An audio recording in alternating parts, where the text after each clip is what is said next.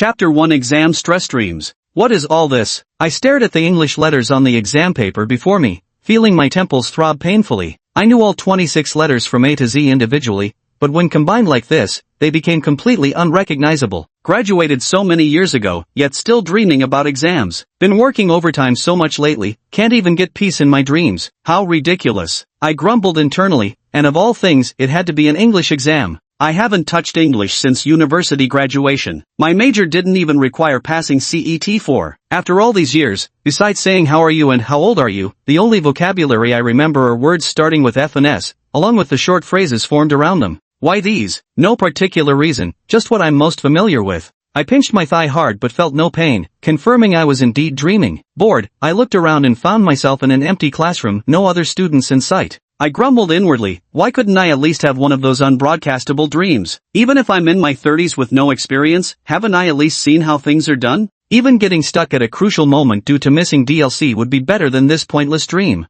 I began observing the classroom layout, 6 rows of desks, each with 4 single seats spaced apart, creating an airy emptiness. At full capacity, this room only holds 24 students, giving everyone ample personal space. I sat at the 4th desk on the far right of the 3rd row, next to a waist-high window where a slight turn of my head revealed the breathtaking schoolyard. This spot was prime seating, undoubtedly coveted by all the boys. But a class of barely 20 students, what kind of small-numbered class is this? Could it be the legendary honors class? I shook my head, not because I doubted this was the honors class, but because I couldn't imagine myself being in one. Since childhood, titles like honors student were never in my cards, whether academically or otherwise. Even in dreams, I shouldn't picture myself in honors, that wasn't what I wanted. Or was it some last vestige of ambition in my subconscious acting up? I suddenly found it amusing, fresh out of college, I too had been full of passion and drive, that wide-eyed calf who couldn't stop talking about ideals and struggles. But after years of society's beatings, swallowing too many empty promises, my lofty aspirations were ground down by reality. The young calf evolved into nothing but a beast of burden. Was it that I didn't try hard enough? Damp, chilly basements were livable, steamed buns with pickles were edible, 996 or even 007 work schedules were endurable, yet after all these years, I still couldn't afford to buy even a toilet in the city where I worked. Time to wake up. I slapped my cheeks hard, but neither woke up nor felt anything. Dreams are funny like that sometimes, you know you're dreaming, but breaking free isn't easy. So I stood up, opened the window, and leaned out to look down. Whoa, 5th floor. I patted the window frame, cleared my throat twice, imagined tearing open my shirt like Superman, awkwardly struck a heroic pose, and climbed onto the windowsill by stepping on the chair. Then I couldn't help but cover my face, feeling utterly ridiculous and cringy. No, this is my dream, I can play however I want. After convincing myself, I stretched my arms wide again, envisioning an endless dark ocean and towering icebergs, then declared in my most dramatic voice, you jump, I jump. With a fearless leap, I soared like a bird freed from its cage or a whale breaching the depths, perfect form, though sorely missing someone to hold in my arms. The thought made my heart ache a little. The intense sensation of falling can jolt you awake in a dream, I know from experience, having woken myself up this way several times before. Thump, thump, my heart raced wildly as the world spun, breathing ragged. My eyes snapped open. Tilting my head, I saw bright sunlight streaming through the window corner straight onto my face, unbearably sharp. Rubbing my tear-stunned eyes vigorously to adjust, panic flared, the sun's already up? Damn it, I'm screwed. I'm late for work. But soon I realized, my rented basement doesn't get any sunlight. I quickly glanced around. The surroundings weren't my cramped bedroom but instead a spacious, bright classroom. I hadn't woken up in bed either, but at a desk, with a few glistening drops of drool still on the surface. Hastily scanning the room, the classroom layout was exactly like the one in my dream, except now all the previously empty seats were filled with students bent over their tests. Upon closer inspection, the students looked very young, probably 15 or 16, with not a single familiar face among them. On the blackboard, written in chalk, were the words unit quiz, and behind the teacher's desk sat a stern-faced invigilator with a broad forehead and strong jawline. What's going on here? A double dream? Dream within a dream? Inception? Well played, now I've even spawned some NPCs. I found it amusing and instinctively scratched my head while glancing down at the test paper. Great, the test paper reset too. It's not in English anymore, it's all in Chinese, but the content is even more baffling than the English version. Lanling Magic High School, First Year Division, First Semester History Unit Quiz, 1996. I'd multiple choice questions, 10 questions in total, 2 points each, totaling 20 points. 1. Who was the first taboo mage in Huaxia? A. Xing Yuan Shang. B. Xing Yuan Zhong. C. Xing Yuan Xia. D. Xing Yuan Feng. Ha, what the hell? Yuan Feng, it must be Yuan Feng. Such a heroic figure, none other than Yan Shuangying. Interesting, I'll keep reading. 2. Who was the first president of the Global Magic Federation? A. Alexander Dykotrop. B. Liang Sun. C. Macefield William Longmas. D. Margarita Natiavita. Who the hell knows these names? Not a single familiar one. I don't even know where to begin guessing. But based on my years of test-taking experience, this type of question is textbook. When options vary in length, pick the shortest one. That's right, go with B. 3. In which region did the first abyss that initiated the Magic Age originally appear? A. Cathay. B. The United Kingdom of Great Britain and Northern Ireland. C. Wa country. D. Morris. Excellent. When in doubt, choose the longest option. This B seems right. Then, skillfully applying the test-taking mantra, too long and too short options means choose B, inconsistent lengths means choose C. I conquered 5 or 6 more problems, but the subsequent questions grew increasingly absurd and tedious. I couldn't be bothered to continue. Boring. Where's the bloody carnage? I tossed down my gel pen and stood up again. The chair's jarring screech against the floor pierced the silent classroom, instantly drawing stares from all the students and the invigilator's scowling black-faced teacher. Wangy, sit down and take your exam properly. The dark-faced man's booming voice carried authority as he frowned and spoke sternly. His reprimand actually made my legs feel slightly weak with fear. Wait, this is my dream. I graduated years ago. Why should I be scared of you? Realizing this, I relaxed and extended both hands. Waving cheerfully with my left while slowly raising a middle finger with my right, I greeted the dark-faced man quite amiably. Ugh, why am I wasting energy arguing with NPCs in a dream? Better wake up quickly before I'm actually late. Can't afford another pay deduction, might not even afford pickled vegetables next month. At this thought, my enthusiasm vanished entirely. I cracked my neck with a pop and casually pushed open the window beside me. So what if it's a dream within a dream? Just means I get to jump again, an extra thrill. In real life, you'd have to pay for bungee jumping anyway. I spread my arms wide, taking one last look at my dreamscape. Gotta admit, the NPC's facial expressions are rendered pretty realistically. Ahem, I cleared my throat,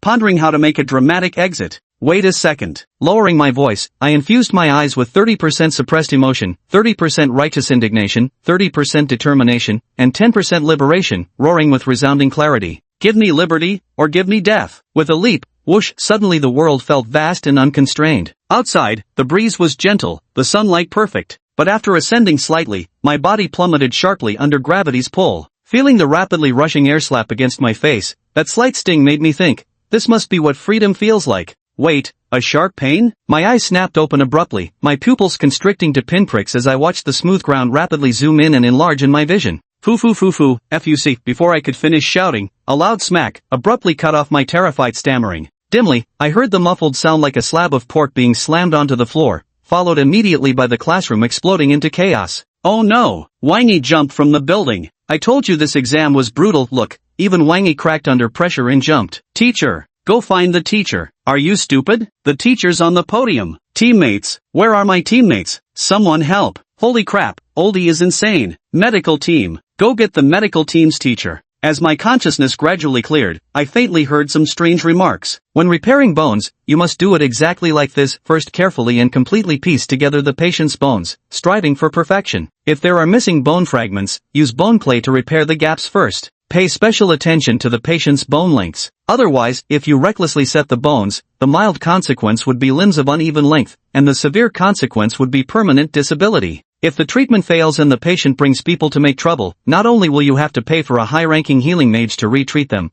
but you'll also face disciplinary action, affecting your ratings and promotions. Got it? Got it, teacher. Alright, next is wound healing. Make sure to thoroughly clean the injury before casting the healing spell. Throughout the entire process, you must carefully control the variables of magic. Otherwise, after the wound heals, a fleshy tumor might grow that would also be a medical malpractice incident. Understand? Understood, Professor. The above are standard hospital procedures, plenty of rules to follow. But if you ever find yourselves on the battlefield where seconds count and resources are scarce, forget all that. Just hurl healing spells at your teammates without a second thought. If there are no anti-inflammatory medications, just use solar flare to disinfect like this. Don't worry about overcooking, as long as your teammates don't die. I tried hard to recall, as if I had dreamed of becoming a student again, taking an exam in a classroom, then jumping off a building, not once, but twice. The last image in my mind was of myself slamming onto the ground like a dead pig, pain overwhelming consciousness in that instant. What a chaotic and unbearably long dream. I sighed to myself, relieved that it was finally over. I opened my eyes to an unfamiliar ceiling. The air carried the warm scent of sun-dried blankets, mingled with a faint burnt smell of meat. Staring blankly at the glaring surgical lights above, I froze. I shut my eyes, took a deep breath, counted to 3, and reopened them, yet the scene remained unchanged. The voices beside my ears grew increasingly clear, and their contents sent chills down my spine. My mind was in complete turmoil, yet one thought became ever more distinct. Damn, this isn't a dream, I've really fucking traveled through time. I struggled to control my body, tilting my head up slightly, only to be met with a scene that shattered me. A woman in a white coat stood to my left, explaining something as emerald green light radiated from her hands. Her loose lab coat did nothing to conceal her curvaceous figure. That emerald light covered the wound on my thigh, a gash so deep the bone was visible, yet it was healing at a speed noticeable to the naked eye. Around me stood a group of youngsters in white coats, mostly female, with only a handful of males. All of them craned their necks, riveted by the sight of me, or rather, the leading white-coated woman treating me. At least a blue cloth covered me from my upper thigh to my waist, offering a shred of comfort in sparing me the humiliation of wanting to commit suicide on the spot. Did I survive after jumping off a building? I analyzed in my heart, but after glancing at the wound on my thigh, something felt off. The cut was too clean, nothing like the injuries from a fall, more like it had been slit by a sharp blade. How is the patient awake? Wang Yao, what's wrong with you? Can't even handle anesthesia properly? You're already in your 3rd year of high school and still can't master sleeping magic smoothly. How do you expect to get into the Imperial Capital Medical University of Magic? The lead doctor in a white coat had a fiery temper and scolded the petite girl beside him. The girl named Wang Yao trembled like a startled chick, too timid to argue back. She whispered to me, "Classmate, could you look at me for a moment?" Subconsciously, I focused on her face and was instantly captivated by her beautiful eyes. Such gorgeous eyes. As our gazes locked, I suddenly felt my consciousness being pulled away, and the scene before me quickly blurred. Before losing consciousness, the leader in the white coat said, "Hurry up. It's rare to come across a patient like this. Take this opportunity to get a good look at some real blood. Although the cadaver can teach you about human anatomy, it can't show you the different changes a living body undergoes under the influence of magic. Next, I'll demonstrate some common minor surgeries for you. Let's start with an appendectomy, then move on to removing." When I regained consciousness, I saw another unfamiliar ceiling. I quickly checked my body, my arms and legs were still there, and there was no pain. I quickly sat up and was about to lift the covers to check my vital parts when I noticed someone sitting by the bed out of the corner of my eye. Cautiously clutching the edge of the blanket, I scanned the room but didn't see that cold-blooded, terrifying figure in a white coat. There was only a very beautiful woman intently peeling an apple. She appeared to be in her 20s, dressed in a fitted women's suit with her hair in a ponytail and light makeup, looking like a polished urban professional. Her skin was fair, features delicate, and her figure was perfectly proportioned. Holy shit, I actually time traveled, I thought with a mix of terror and excitement. Time travel was something youths in my era had fantasized about endlessly, thoroughly indoctrinated by countless novels. After the initial panic subsided, I calmed down somewhat and began searching through my memories of novels, trying hard to analyze the situation. "You're awake." The girl by the hospital bed finished peeling an apple and greeted me. "Who are you?" I asked cautiously. "I'm Baiyu, your homeroom teacher." A hint of pity appeared on Baiyu's face. Such a fine child, yet fell and turned foolish like this. Nonsense. Becoming a head teacher for senior high freshmen at just over 20 years old, there was no way I'd believe that.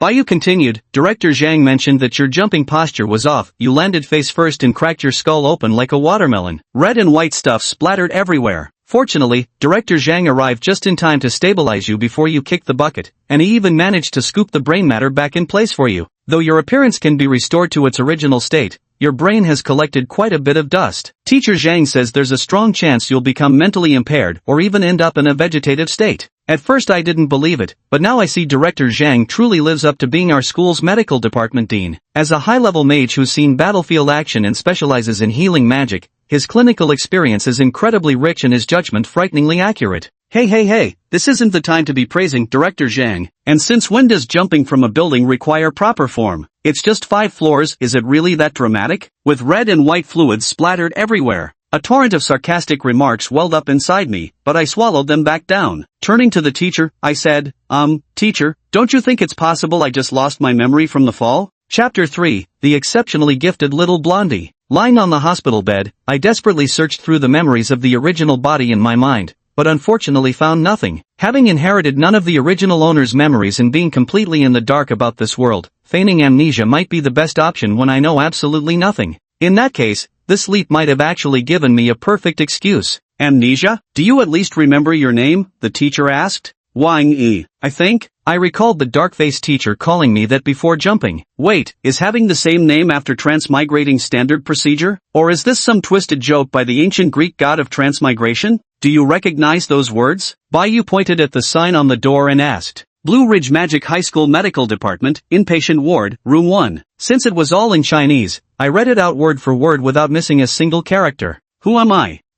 You're my homeroom teacher, you mentioned that before. Good, doesn't seem to be an idiot after all. Bai relaxed and patted her chest, then picked up the apple from the tray and took a crisp bite. The corner of my eye twitched slightly. Wasn't that apple peeled for me? If it's just amnesia, finding some high-level mages proficient in mind magic to treat you might restore your memories. But these mages don't come cheap. Spend money? Absolutely not. Even if it could cure me, I wouldn't. After all, this isn't an amnesia issue. I muttered inwardly before casually asking, Teacher, do I have any money then? You're our school's financial aid student. Then what about my home? The subsidy is granted because you're the orphan of a martyr. What about my parents' inheritance? You squandered it all long ago, including the survivor's pension the state gave you. As a conscientious homeroom teacher, Bai clearly knew every detail about her students' circumstances. I suddenly felt utterly exhausted and said, Teacher, I'm having such a hard time. Could you lend me some money for food? I'm starving. The cafeteria is free for students receiving poverty subsidies. You can go eat without worry. Finally some good news. I lifted the blanket, looked at my hospital gown and said, Teacher, I'd like to change before eating. Could you step outside for a moment? Since you're awake now, I should be going. I bought you a new set of clothes, they're in the cabinet. Bai got up to leave, and as she reached the door, I suddenly found myself asking impulsively, Teacher, then I must have great magical talent, right?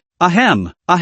Bai, who had been munching on an apple, seemed to choke accidentally. After a series of coughs, she finally muttered, Well, you are the pride of our Lonling Magic High School. Bai, this homeroom teacher, was quite thoughtful. Apart from pants, a t-shirt, and a jacket, she even remembered to buy me underwear. After changing clothes, I rummaged around the ward and also found my phone and meal card, though I had no idea who had brought them. The phone was crucial. As the most frequently used daily essential, a person's phone can record a lot. This was my first time crossing over, and without inheriting the original owner's memories, I was completely in the dark about my own identity and background, as well as the basic worldview of this world. If I could find something useful on my phone, that would be great. But right now, I'm so hungry my stomach is sticking to my back, I don't even have the mood to check my phone. Since I'm here, I might as well make the best of it. Either way, filling my belly comes first. I left the inpatient ward and asked around until I finally found the cafeteria. Glancing at the clock on the wall, it was already 2:30 in the afternoon. From what I recalled, I had jumped from the building in the morning. If this was still the same day, then the medical technology of this world was beyond terrifying. In just a few hours, a critically injured person who had fallen from a height was pulled back from the brink of death, and after treatment, they could move about freely again, completely unscathed and pain-free, just as before. No need to boast about surgeries today and work tomorrow, or getting straight back to work from the sickbed. It's practically a paradise for wage slaves, a dreamland for workaholics, and a utopia for beasts of burden. This alone speaks volumes about how extraordinary this world is. I couldn't help but marvel inwardly, as expected of a magical world. Of course, if I'd known that less than half an hour after jumping off a building, Director Zhang would have already healed most of my injuries, and that the remaining time was simply spent using my body as a live teaching specimen for senior high students, I wonder how I'd have felt about that. Since it wasn't remotely close to after-school mealtime, only a handful of food stalls in the canteen remained open. I didn't mind this, having something to eat was enough, and this wasn't the time to be picky anyway. Initially, I hadn't expected much from the canteen food, just something to fill my stomach without causing digestive troubles later. But after a few bites, I realized the food here was actually quite good, even better than some restaurants from my previous life. After sitting there for half an hour,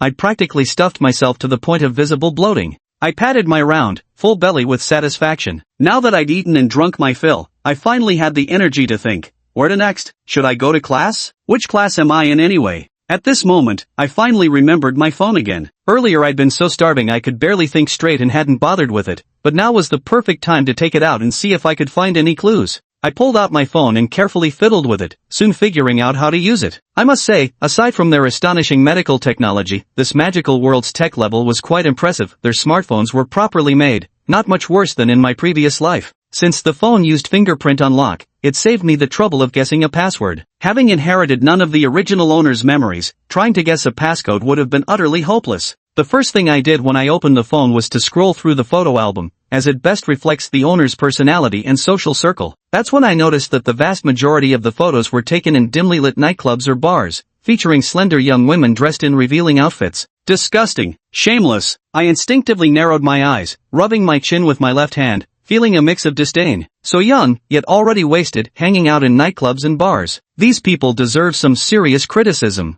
Wow, some videos too? Absolutely tasteless. Don't they know you can party all you want, but you never take pics in nightclubs and bars? After flipping through the album for over 10 minutes, I realized the faces kept changing, but the content was pretty much the same. I sighed in exasperation. Now I had a pretty good idea how I had squandered the family fortune and the pension. I absent-mindedly cleared out these photo albums that clearly contained no important information, then opened the contacts and call logs. There weren't many saved contacts in the phone aside from the obvious dad and mom. The only other name I recognized was Class Advisor by You. The rest were complete strangers to me. Just then, the phone vibrated with a new message notification. Upon opening it, I realized it was a chat app similar to WeChat. In a small group chat titled Class 101-3, Lawless and Unruly, someone had just tagged me. Mighty and domineering Chishoao, at Gifted Little Blonde, Bro-e, you still alive? This message successfully caught my attention. Bro-e? That must be a nickname for me. He shares the same pronunciation as different, so it's probably a playful alias? This Chishoao calling me by such an intimate nickname,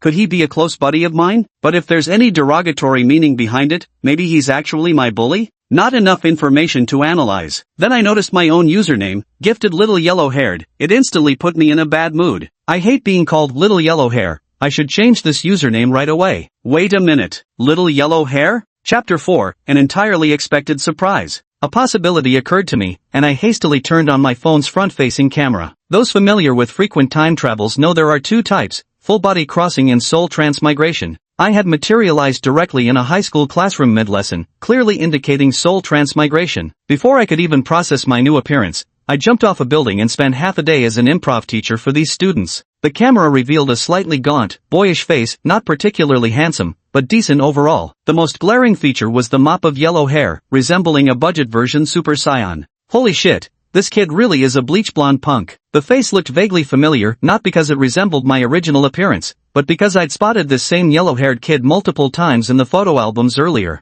After all this fuss, the person in the photo turned out to be me. Irritated, I tugged at my hair, thinking I'd better dye it back quickly, then switched my phone screen back to the group chat. The hair color issue is just a minor problem for me now. What I desperately need is more information about myself. I'm somewhat of an experienced transmigrator, knowing that crossing over is easy, but fitting into a new identity is the hard part. If someone's soul changes, those close to them can easily spot the inconsistencies. It's like in horror movies, the scariest thing isn't the monsters, but the people whose personalities have drastically changed. When I first transmigrated, my mind was a complete mess, and I didn't process many things properly. Now that I've calmed down, I realize arriving without inheriting any of the original owner's memories makes this start nothing short of nightmare difficulty. From what I've gathered so far, this seems to be a magical world with fairly advanced technology. What I don't know is how developed the civilization here is, and whether its legal systems are sound or not. Typically in magical worlds, when individuals become powerful enough, the legal systems of society tend to favor them to some degree. In my past life, even in capitalist superpowers, the wealthy could exploit legal loopholes, let alone in this magical world where the elites possess both capital and power. They might act even more recklessly without restraint. If anyone finds out I'm a transmigrator, who knows what dangers I might face? The amnesia excuse I casually made up now seems too childish upon reflection. Even with the backdrop of a fall that supposedly scrambled my brains, it might not fool the observant ones. But at that time, I genuinely had no other choice. This was the most suitable excuse I could come up with. With that thought, a surge of urgency flooded my mind. I had to quickly gather basic information about this world, as well as details about my predecessor's personality, social circles, preferences, and behavior. Filling in these fundamental gaps was my top priority.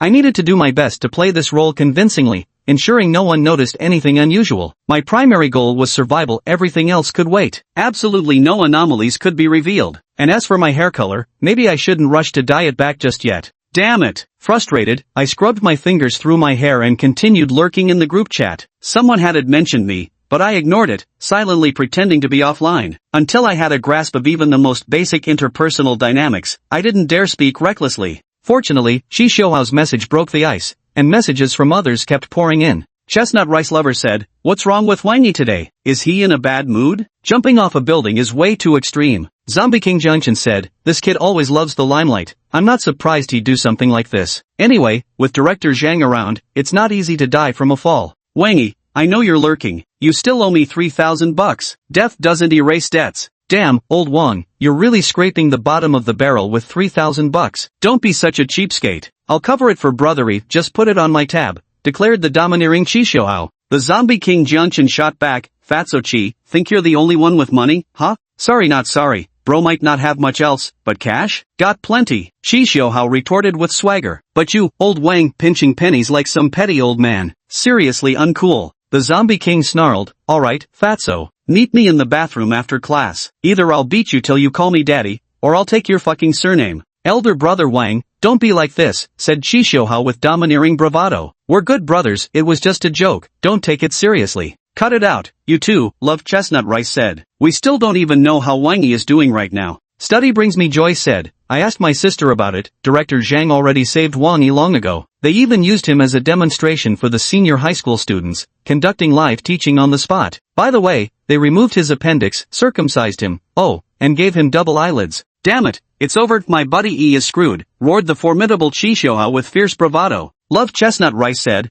just a little appendix surgery and you're not whole anymore? I'd have to pay to get that done. Speaking of which, when Wang Yi jumped off the building today, the history teacher's face turned completely pale. First time I've seen him that panicked. Domineering and mighty Chi Xiaohao said, brother jumped during his class. At the very least, that scowling face has to write a report in self-criticism now. Serves him right. Still, my brother is badass, scared him half to death. Zombie King Jiangchen said, at domineering and mighty Chi Xiaohao, next history class you should jump too. Maybe we can get him transferred. Domineering and mighty Chi Xiaohao said, nah, no need to go that far. Demon Zhang's punishments are brutal. I don't want to show my junk in front of the senior girls. The zombie king Jiangchen said, at exceptionally talented little punk, Wangy, did you jump off the building because of the duel with manager Wu next week? But jumping won't solve anything. If you don't want to fight, I can have someone mediate, we can just admit defeat. No need to jump off a building. I'd been lurking and analyzing their relationship, but at this point, I couldn't help raising an eyebrow. Well, this is an unexpected windfall. A duel? TSK, a bit cringy, but considering I'm now a 15 or 16-year-old punk, it somehow makes sense.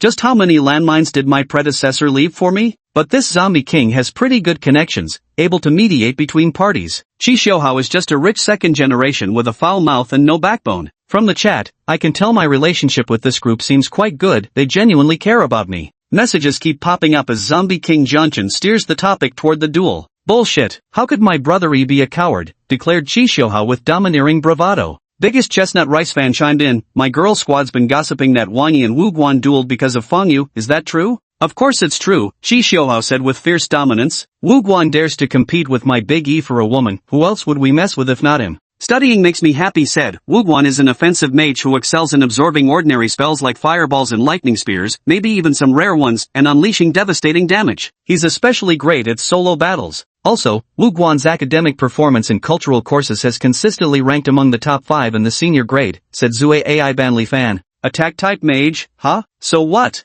I'm one too, Chi Xiaohao said fiercely, puffing out his chest. Who's afraid of who? Just wait till Brother E absorbs some magic, then we'll really show them what's what. The mighty and formidable Chi Xiaohao roared. So what if she's top 5 in academics? Can test papers knock out Brother E? Does good grades give her the right to ruin Brother E and Fang Yu's relationship? The zombie king Jiangchen sneered, cut the crap. Stop glorifying Wang Yi. What relationship? It's just Wang Yi obsessively clinging to Fang Yu. If you said Fang Yu had eyes for Wu Guan, I might believe it. But if she actually fancied Wang Yi, I'd stand on my head and take a shit. The mighty and formidable Chi Xiaohao chimed in, screenshot taken. Brother Wang, I want to see this. Loving Chestnut Rice said, screenshot taken. Brother Wang, I'd love to see that. Studying brings me joy said, so crude. But, screenshot taken. Brother Wang, I'd love to see that. Untrimmed trees grow crooked said, screenshot taken. Also, playing with phones during class each of you 4 writes a 5,000-word self-criticism and delivers it to my office tomorrow. Studying brings me joy said, no problem. Who needs help writing theirs? Book in advance, same price as always. Any low-tier magic crystal. Established shop for a month, fair deals for all. The zombie king Jiangchen exclaimed, what the hell? Who dragged old Ban into the group chat? Are they out of their minds? The mighty and imposing Chi Xiaohao declared, trees won't grow straight without pruning, old Ban, I was wrong. I'll definitely hand in the reflection, just don't call my parents. Favorite Chestnut Rice said, at study brings me happiness, brother Jiangyu, can you give me a discount? QAQ. damn impressive, Chi Xiaohao declared, and learning makes me happy, old Zhang, hand in the review for me, deduct it from my balance. Oh, and make one for Lily too while you're at it. Love Chestnut Rice said, thank you, brother Xiaohao, heart. The moment homeroom teacher Baiyu spoke, the group fell silent, but I couldn't calm down for a long time, my chest felt tight, as if a breath was stuck there, unbearable yet impossible to release. What kind of earthly suffering is this? Fine, I transmigrated with no memories. Fine, I have no money, no influence, and orphan parents. But why is there also some random duel waiting for me? The worst part? This is a magic world, everyone else can use magic. I'm new here and don't know anything except how to eat. From the earlier conversation among several people, I learned that my future duel opponent Wu Guan is an offensive mage who can cast fireballs and thunder spears. When he conjures a fireball the size of a wash basin right in my face, followed by a 220-volt lightning strike, what am I supposed to fight back with? I'm not a 250-volt electrician. Maybe I should swallow my pride and ask the Zombie King to mediate? No, I can't just back down so easily. The original host, that little blonde guy, didn't seem like someone who would admit defeat easily. I shouldn't stray too far from his usual behavior in whatever I do next. At this thought, my heart filled with sorrow. But our homeroom teacher said I was the star pupil of the magic high school, and Chi Xiaohao also claimed I could easily subdue anyone by casually learning a spell that wasn't just empty boasting, was it? Thinking this way brought me some comfort. I must be leaning into the natural talent archetype. Besides, the duel isn't until next week, so there's still time to prepare. It's not like I'm facing immediate danger. What's a little magic? With a week of cramming, I'll surely master all sorts of offensive spells. If my crash course in magic fails, I can always put up a token fight during the duel and then stubbornly surrender. It's not like they'd deny me the chance to yield. We're all students here, just a bunch of kids. Surely they wouldn't go straight for lethal force? This way, I can at least salvage some dignity. It won't look like outright cowardice, more like acknowledging superior skill and knowing when to retreat, barely keeping up the original persona. As I was diligently gathering information and strategizing, Baiyu reclined comfortably on the guest sofa in the principal's office, casually holding a blue beverage. She stared at her phone screen with a cunning smirk, occasionally taking sips of her drink as the sole occupant of the office. Just then, the wooden office door swung open, revealing a stern-looking man around 60 years old. His short salt-and-pepper hair framed an upright posture, his serious expression accentuated by a sharp black formal suit. A rectangular gold-embossed badge on his chest read Principal, by Jingting, while his cufflinks bore the emblem of Lanling Magic High School. Grand Uncle. Baiyu looked up at the sound, instantly putting away his phone in cunning smile upon recognizing the visitor, offering a greeting. Bai Jingting glanced at Baiyu lounging on the sofa, his brows furrowing slightly, his expression growing even more stern. Bai Jingting watched Baiyu sprawled carelessly like Guyu reclining, and scolded, at your age, sitting with such poor posture. You're a homeroom teacher for high school freshmen now, no longer a student, yet you lack any teacherly dignity. What will people think if they see you like this? How many times have I told you to address by formal titles at school? There's no one else around. Baiyu pouted deliberately, then raised his voice pointedly. Yes, sir, by title. Drinking that junk again. Bai Jingting's brow furrowed as he scolded, casually waving his hand to send Baiyu's blue beverage flying toward the trash can.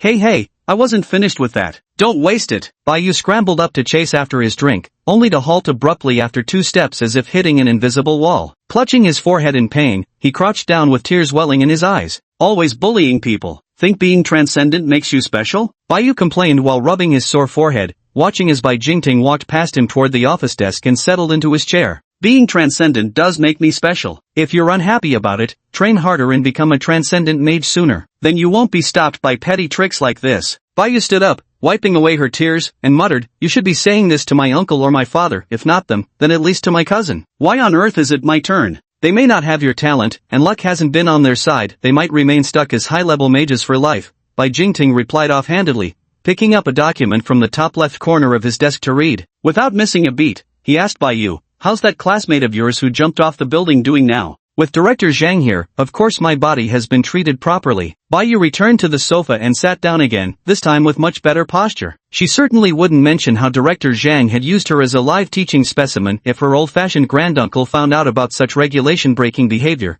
Director Zhang would inevitably get scolded and might even receive a major reprimand or public criticism. Indeed, Director Zhang's medical expertise is truly commendable. Bai Jingting picked up his fountain pen, jotted a few notes on the document, set it aside, and reached for the next file to review. It's just, there might be some after effects. Baiyu hesitated before continuing. What kind of after effects? When he fell, his head hit the ground first. The brain damage was severe. Although Director Zhang treated him later, the brain nerves are complex. Director Zhang said there's a possibility of lowered intelligence and slower reactions after waking up. It's that serious? Bai Jingting put down his pen and looked up, asking, has the student woken up yet? He's awake. I talked with him, and his cognitive abilities seem unaffected. His reactions are normal too, but he has amnesia likely due to severe neural damage. Also, I don't know if it's because of the memory loss, but his gaze when looking at me has become much steadier and clearer, and even his personality seems somewhat different, almost like a different person. Personally, I think it's a good thing, because that child before changed to someone else? Bai Jingting tightened his fists subconsciously, cutting Bai Yu's words short with a grave tone.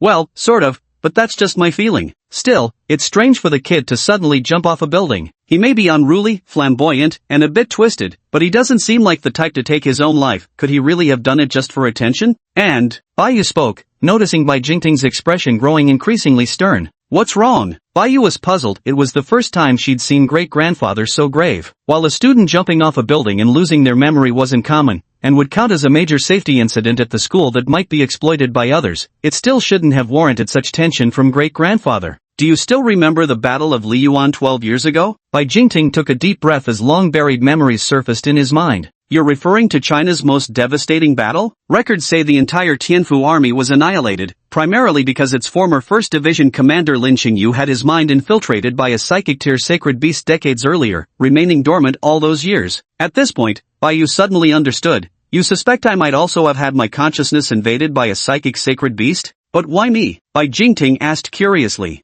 Bai Yu explained, I'm an orphan of martyrs. According to the archives, my parents were Tianfu army soldiers who likely perished on the Liyuan battlefield. I was only 4 years old at the time. Hearing this, even the battle-hardened Bai Jingting felt complicated emotions and remained speechless for a long time. Finally, he said, after all, this is just suspicion. Maybe I'm being oversensitive, given that. Bai Jingting's mind flashed with the radiant image of Lin Qingyu, who had once shone as brilliantly as the sun. Though their interactions had been few, as contemporaries, who could possibly ignore the name Lin Qingyu? He too had once been overshadowed by Lin Qingyu, feeling increasingly powerless the harder he tried to catch up. At that time, the high-ranking officials of Huaxia were convinced that Lin Qingyu would grow into a taboo mage, shouldering the responsibility of guarding the land, protecting the people within and repelling magical beasts without. Until 12 years ago, in the 12th month of magic year 84, during the Battle of Liyuan, the Tianfu army was nearly annihilated, with only a handful of survivors left. This once top 3 elite force of Huaxia had its designation mercilessly obliterated.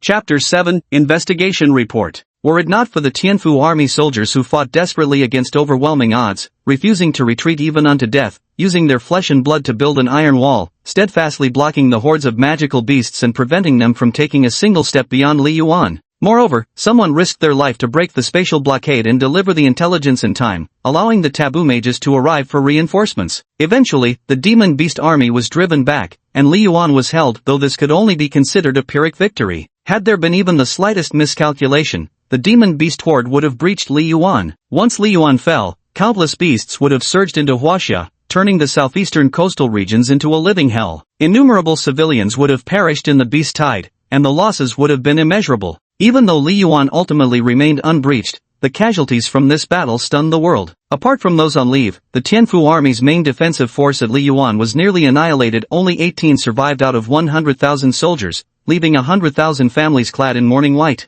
Huaxia lost 1/10 of its elite troops in this battle, and the blow to the nation's strength was far greater than a mere tenth. In this battle, China had forbidden mages intervene, while several sacred beasts fought on the monstrous creature's side, nearly collapsing the Liyuan space. After the battle, the Liyuan environment became unsuitable for ordinary soldiers to garrison, requiring a forbidden mage to be permanently stationed there at great cost. The detailed circumstances of the Liyuan campaign are classified top secret. Bai Jingting's security clearance was limited, so he only knew the general outline. Though few messages leaked out, each was shocking enough. Lin Qingyu, China's genius, turned out to be a puppet controlled by the mind of a psychic sacred beast. Besides elemental monstrous creatures, there were also psychic and spatial types. Some supernormal monstrous creatures and sacred beasts possessed intelligence comparable to humans. This shattered humanity's perception of monstrous creatures, marking the greatest upheaval since the magical year 0. Previously, humans believed that monstrous creatures wielded magical power but acted only on animal instinct, lacking higher intelligence. They had viewed the magic abyss as the seat of magical civilization and taken whatever they wanted from the monstrous creatures. This battle made humanity realize that some powerful magical beasts possess intelligence no less than humans,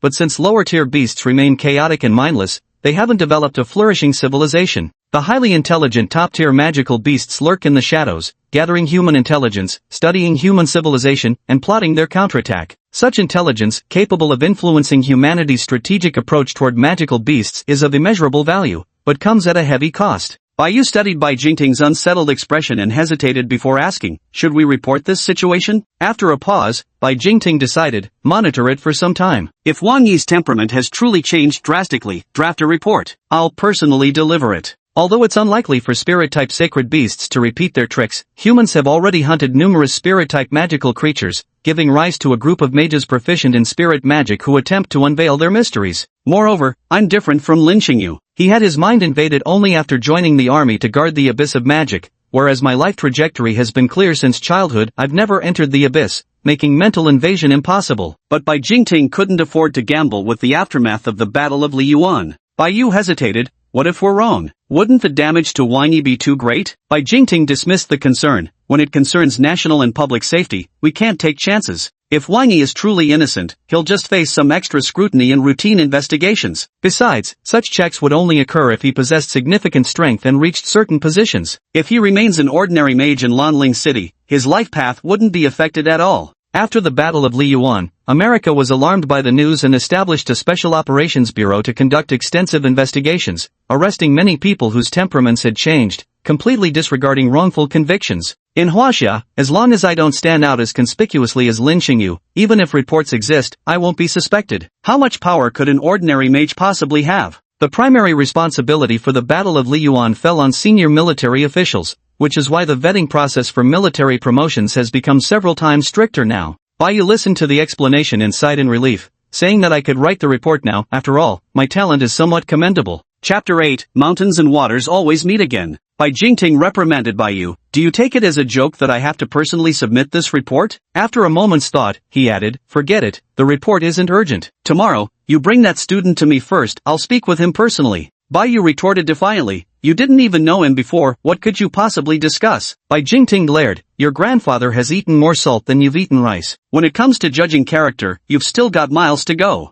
Bai Yu curled his lip but dared not voice his thoughts, reluctantly agreeing instead. Little did I know I had already fallen into the principal's line of sight. Whether being suspected of my human identity or exposing my time traveler status would be more dangerous is hard to say, but neither is within my control. Just now, after making inquiries, I finally found my classroom. Without returning to class, I honestly wouldn't know where to go. I can't exactly skip school forever. It's currently 5:30 p.m. during the final class before dismissal. I tiptoed outside the classroom, employing the stealth skills from my previous life's school ditching days, though this time it was for attending class. How the tables have turned. As I peeked around nervously, plotting my silent infiltration, a sudden shout of Big E nearly scared my soul right out of my body. A student in the back corner excitedly shouted and waved at me, completely disregarding the ongoing class. All eyes in the classroom turned first toward the back, then toward the doorway. I quickly ducked behind the wall. I cursed inwardly. Damn it, that little chubby kid. Judging by the nickname, I guessed he was most likely the one known as Mighty and Fierce Chi Xiaoao in the group chat. I'd only caught a quick glimpse of the guy, and he was anything but mighty and fierce, just an amiable little fatty with a somewhat stocky build. The choice of online handle really proved the point. People tend to flaunt what they lack the most. At this point, the teacher at the podium sighed helplessly and said, Wang Yi, come in and join the class. There was no helping it, Chi Xiaohao's outburst had drawn everyone's attention to me. If they didn't let me in now, the lesson wouldn't be able to proceed anyway. Hearing the teacher's words, I stiffly shuffled out from behind the wall, pretending not to care about everyone's gazes while walking awkwardly back to my seat with arms and legs moving in unison. Over there, Chi Xiaohao was still frantically waving at me. Fortunately, the kid had some sense of propriety and knew we were in class, so he didn't rush straight over to me. I turned my head to glare at him fiercely, then faced forward again to look at the blackboard, putting on an act of attentively listening to the lecture. The teacher at the podium wasn't the scowling dark-faced man I'd met once before, nor was it that demonic white-coated instructor, but rather a refined middle-aged male teacher wearing frameless glasses. He looked at me with a gentle smile, then lightly tapped his hand on the lectern to regain the student's attention before continuing with the lecture. For the rest of the class, I listened with unprecedented focus. This wasn't pretend, I genuinely paid attention. Come on, this was magic class. Who wouldn't be fascinated by the chance to learn magic? Unfortunately, many things in this world don't guarantee returns no matter how hard you try, like studying mathematics, accumulating wealth, finding love, or, say, learning theoretical magic knowledge in a magical high school after transmigrating into a world of magic. I attended that class with the most intense concentration I'd mustered in my life, but those 45 minutes were excruciating. The professor's explanations identifying the tiers of magic crystals, common spells of various elements, magic classifications, precautions for absorbing magic crystals, or improving one's chances of obtaining magic all felt like an incomprehensible sermon to me, as if I were listening to some divine scripture. By sheer willpower, I managed to stay awake through the entire class. How can I learn without even the basics? I searched my entire seat but couldn't find a single foundational textbook, and my whole mood plummeted. Moreover, during class, I clearly noticed my classmates' gazes frequently shifting from the podium to me. Even the teachers seemed to glance my way occasionally. I sat there feeling like I was on pins and needles, uncomfortable from head to toe, with words stuck in my throat. Turns out being the center of attention can be quite distressing. Perhaps this is the price of brilliance. My phone vibrated several times in my pocket, but I couldn't be bothered to check it. Without even thinking, I knew it had to be Chi Xiaopeng bombarding me with messages. Alright, class dismissed. School's over. Everyone head home early, see you tomorrow. The teacher left precisely as the dismissal bell rang. Before I could even sigh in relief, I noticed hordes of classmates eagerly rushing toward me. Leading the charge was Chi Xiaohao, moving with agility that completely belied his physique, like an unshackled seal. Oh no, this is bad. I suddenly remembered my jumper persona and felt my scalp prickle. With this kind of reputation at school, how could I not become infamous? Unfortunately, my seat was by the window at the very back of the classroom, leaving me no time to escape before being cornered. Only about 5 or 6 classmates gathered around, perhaps those who usually got along with me, or maybe just the types who loved joining in on the commotion. Apart from Chi Xiaohao, I could only recognize the female classmate with the online alias favorite chestnut rice and the name Lily in it. Before coming to class, I skimmed through the chat logs and social media feeds on my phone. Chat records can reveal a lot, such as the dynamics of the relationship, my original self's behavioral habits, and speech patterns. Social media posts, aside from helping me recognize people through photos and videos, also allowed me to infer their personalities and interests. For instance, most of Lily's social media posts are about food and desserts. Clearly, this girl is a little foodie. Unfortunately, aside from Lily, no one else posts selfies on their feeds. At most, there are just some cringy teen angst posts, making it impossible for me to figure out who's who. I suspect that among the several classmates gathering around, everyone from the group chat must be present. In this situation, it wasn't fitting for me to linger further. With insufficient information, saying more would only invite mistakes. So I seized the initiative and declared, "Classmates, today's been overloaded with events, and I'm thoroughly exhausted. I'll take my leave now. As the rivers and mountains will bring wandering souls together again, farewell, no need to see me out." After saying that, I immediately pushed past my classmates and ran outside. After leaving the classroom, I followed the stream of students rushing out of the school gate and found a quiet corner to catch my breath, hands resting on my knees. Along the way, I kept overhearing students discussing my daring stunt of jumping off the building today. Some even gasped in surprise when they saw me running past. It seems my former self was quite the campus celebrity, though perhaps my conspicuous blonde hair had something to do with it. After catching my breath, I straightened up and only then realized I'd overlooked a crucial problem. Damn it, where the hell is my home? There's no way I can find my home address on me, after all, unless you're elderly or forgetful, who would carry their own address written down. With not a single cent in my pocket now, am I really going to end up sleeping under a bridge tonight? Right, my phone. I thought for a moment, then suddenly tapped my forehead with 2 fingers. The technology in this world was quite advanced. Maybe there were shopping apps or food delivery apps on my phone where I could find my home address. I had just pulled out my phone to scroll through it when someone suddenly tapped me on the shoulder from behind. Startled, I turned around cautiously and found Chi Xiaohao, his face flushed and neck-thick with agitation. He must have been running all the way too, and due to his weight, he was panting much worse than me, his chest heaving like a bellows. I was genuinely worried he might pass out from lack of oxygen. After catching his breath, Chi Xiaohao finally managed to speak coherently. E.g., why did you run so fast? Staring at that unfamiliar chubby face, I hesitated for a moment before carefully replying, Xiaopeng, actually, this fall of mine wasn't completely cured by witch Zhang. There are still some after effects left. I'm planning to share this with Chi Xiaohao. From reviewing their past chat history, it's clear that Chi Xiaohao and my original self were extremely close. Their families had been friends since the previous generation. They were even next-door neighbors. My original self and Chi Xiaohao had literally grown up together bare-bottomed, childhood friends through and through. From elementary school brawls to skipping classes in middle school, they awakened their magical talents together at the initiation ceremony. Later, they smoothly entered Magic High School, still inseparable, hitting nightclubs and chasing the campus beauty, exploiting their mage status to collude in mischief, thick as thieves all the way. Among the 3 most solid bonds between men, besides serving together in the military, I've already accomplished the other 2. So I figured Chi Xiaohao was at least someone I could trust without reservation, provided, of course, that I didn't reveal how I'd long since ceased to be the whiny he once knew. In this unfamiliar world, I'll definitely need trustworthy friends to help me navigate the adjustment period more smoothly. Side effects? What side effects? Hearing me say this, Xiaohaoqi visibly tensed up. I just can't remember some things from before. I tapped my head. Amnesia? Shi Xiaohao asked hesitantly. Pretty much, I nodded. Pfft, what's the big deal? Shi Xiaohao instantly relaxed a fair amount. As long as your body's fine, who cares about amnesia? Of course my body's fine. After all, besides having a great figure, Demonis Zhang is also pretty damn good at medicine. I tried joking with Qi Xiaohao using the original host's tone.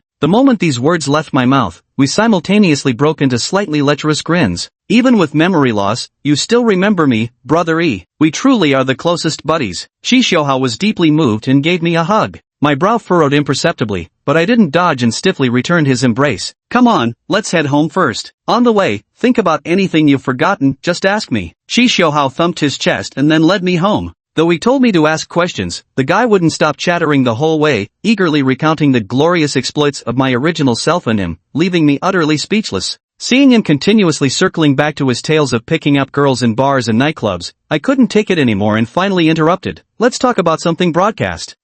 Let's talk about mages. Steering the conversation back to what I actually wanted to know. Oh, okay. Not annoyed by the interruption, he scratched his head and continued. Mages are just people who can use magic. That explains nothing. I felt I'd made a blunder. Shi Xiaohao clearly wasn't the academic type. Rather than asking him about magical knowledge, I'd be better off researching it myself for accurate information. Like, I'm an attack-type mage, and you haven't decided yet, Shi Xiaohao added as an afterthought. A fireball-throwing attack mage? I perked up with interest, asking curiously. Correct, as long as you can absorb the fireball spell, he nodded in confirmation. Absorb fireball spells? Just how many types of magic exist? There are countless variations. Shi Xiaohao started counting on his fingers but quickly gave up. Common spells include Fireball, Windblade, Lightning Spear, Earth Shield, Healing. Beyond these ordinary ones there are rare and divine-level magics. He went on, these fall under elemental magic, but now we also have the newly emerged mental and space magic branches, making 3 major magic systems in total. The specific spells are far too numerous to list. However, due to the diverse effects of magic, some for attack, others for defense, some capable of healing, and others controlling, the specific branch you belong to is determined by the type of magic you absorb. Just like me, I tried many magic crystals, but all I absorbed were offensive spells, so I became an attack-type mage. For mages, they are mainly divided into 3 major categories: offensive, supportive, and healing. Defense and control magic fall under the support category, while healing magic belongs to the medical system. I see. I nodded, then suddenly realized something was off. Wait, that can't be right. I haven't confirmed anything yet, unless... Yes, you've absorbed quite a few magic crystals, but so far you haven't absorbed a single spell. Shi Xiaohao confirmed the answer for me. Damn it! What happened to my supposed prodigy persona? I felt dizzy, my vision darkening as I anxiously asked, but wasn't I the pride of our high school? Baiyu said it himself, he couldn't have been lying, right? Indeed, the E-prodigy. You scored E in every subject, firmly securing first place, an achievement monumental enough to be recorded in the school's history. Hold on. I was stunned at first, then suddenly had a revelation. When you say E, do you mean the E in the grading scale, like A, B, C, D, E? No, it's E for the 36D. Shi Xiaohao said matter-of-factly, drawing 2 arcs in the air with his hands. Bloody hell. I exploded. Dare I ask, our school grades are ranked by A, B, C, D, right? With A being the best? Yep, he replied as if it were the most natural thing. Who the hell came up with this nickname for me? Don't they know puns get fined? I was completely losing it, words tumbling out without a second thought. I don't know about that, but that's just how it started being called. What does it matter? You became the talk of the whole school thanks to this opportunity. Qi Xiaohao blinked, wearing an innocent expression. Hearing his explanation, I almost laughed in exasperation. Who would want to be such a talk of the school? Chapter 10, Different Versions of Fireball Spell. In a secluded alley, Qi Xiaohao and I huddled together furtively. Passers-by catching fragments of our whispers would grimace and steer clear of us. Let me see. Brother E, please don't. What are you afraid of? Let me see if you're learning properly. Bro E, stop it. You really don't get it at all, do you? After much persuasion, coaxing, and even some trickery, Qi Xiaohao finally agreed with great reluctance. It might be a little small, but you're not allowed to laugh at me, he preemptively warned. Don't worry, I won't laugh, I promise. I could barely contain my excitement, my eyes burning with greedy anticipation as they locked onto his body, nodding eagerly like a woodpecker. Qi Xiaohao squirmed under my intense gaze. First he cleared his throat awkwardly, then with a solemn expression, he rolled up his sleeves to his elbows, extended his right hand horizontally before his chest, and began muttering incantations under his breath. Fireball spell. I held my breath, fully focused. It had taken considerable persuasion just to get him to demonstrate magic for me. Honestly, I couldn't understand why this chubby guy was being so shy. I was just watching him cast a spell, not staring at his butt. My eyes remained fixed on Chi Shohao's palm. At this moment, the door to the magical world was finally about to crack open before me. With a soft poof sound, an orange-red flame abruptly appeared in the palm of his hand, suspended about 3 finger widths above it. Without any combustible material, it continued burning steadily. However, I finally understood why Chi Shohao had given me a heads up beforehand. Because this flame, or rather, this magical product called the fireball spell, was only about the size of an egg, not even as big as a goose egg. Overall, I felt the power of this fireball spell was probably stronger than the flame from a disposable lighter. But if the lighter's valve was cranked up hard enough, it might not be completely outmatched. Magic? This is supposed to be magic? More like a magic trick. I was first stunned, then disappointed, followed by frustration, and finally, a trace of regret emerged. Perhaps the gate to this magical world didn't necessarily have to be opened by Chi Shohao at this very moment. The flickering firelight cast my shadow onto the wall behind me, swaying gently. I stared at the flames, momentarily at a loss for words. Time passed in this slightly awkward atmosphere, and after about 2 minutes, the previously steady flame began to visibly flicker. Chi Shohao's face flushed red, sweat beading on his forehead. It was clear he was struggling to maintain the flame, but his efforts proved futile. 10 seconds later, the flame in his palm finally couldn't sustain itself any longer, dissipating as abruptly as it had appeared. Chi Shohao wiped the sweat from his forehead with his hand and stammered an explanation. This, fireball spell. I just absorbed it not long ago, and I'm running low on magic power. It is a bit small, doesn't last very long, and I haven't been in the best shape lately.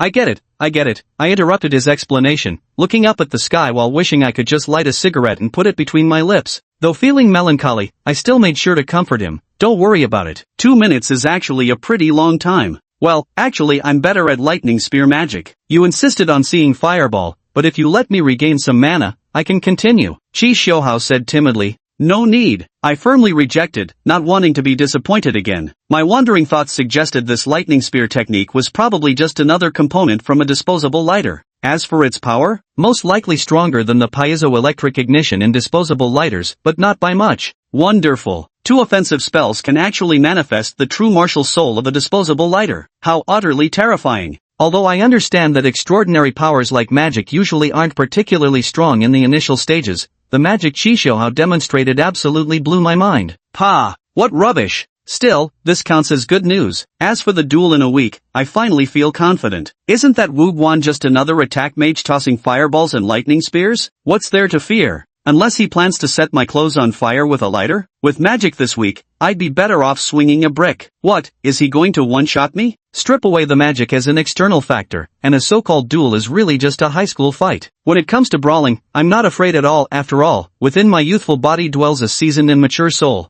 Although it might seem a bit like bullying, I'm planning to give these so-called mages a little physical shock next week. Just as I was feeling supremely confident about next week's duel, my phone suddenly buzzed with a notification. Absent-mindedly pulling it from my pocket, I unlocked the screen to see who'd messaged me. Turns out, it was a post from Candy Mage in Action, a special follow. At that moment, Chi Shohao's big face leaned over and commented, "Oh, Fong Yu posted something new? Fong Yu? That class beauty 1 year above us whom the original owner had pursued relentlessly?" I casually opened the post. It read, "Wu Guan's magic is so amazing, heart," followed by a video clip. Wu Guan, the opponent for next week's duel? I sneered. It was understandable for a young girl to be naive. What's so impressive about lighter magic? But out of curiosity, I still clicked on the video. The video was clearly shot on a phone, and the location resembled a professional training ground. Rows of wooden stakes as thick as an adult's thigh stood on black marble flooring. The star of the video was a handsome young man, his face bearing the defiant pride characteristic of adolescence. So this is Wu Guan? I have to admit, he's not bad looking, at least his hair color is more pleasing than mine,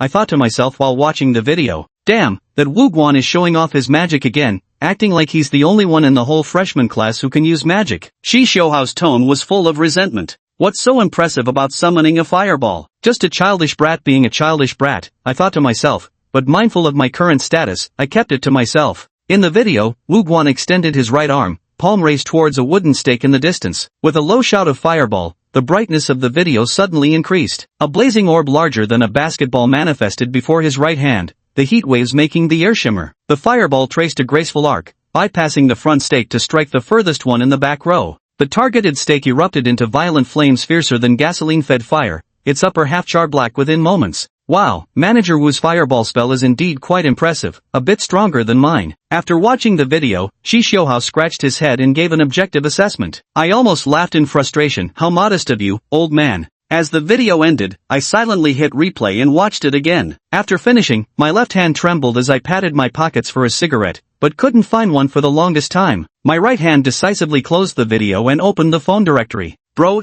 are you going to call Fong Yu? Yeah, you should ask her why she keeps sending Manager Wu's videos for no reason. Shi Xiaohao grumbled indignantly. Screw Fong Yu, I'm calling by you to ask for sick leave a whole month. Holy shit, brother you're trying to desert. Shi Xiaohao suddenly understood my intention. Snatching my phone in panic, he stiffened his neck and declared, a real man can lose, can fail, but never be a coward. Go to hell. This isn't losing, it's dying. I don't think my skinny frame can withstand burning better than logs thicker than thighs. Give me back my phone. I snapped with unusual impatience. Promise you won't take leave first. Shi Xiaohao persisted stubbornly. Fine, no invitation needed. I yanked at my hair irritably. I surrender. How about I just don't go on stage? What's the difference between this and deserting? So damn pathetic. Survival isn't pathetic. Pathetic? It's fucking pathetic. Shi Xiaohao grew even more agitated. Backing down and admitting defeat in front of so many people, you've hit rock bottom of humiliation. Did falling off that building knock your brains right into the shit?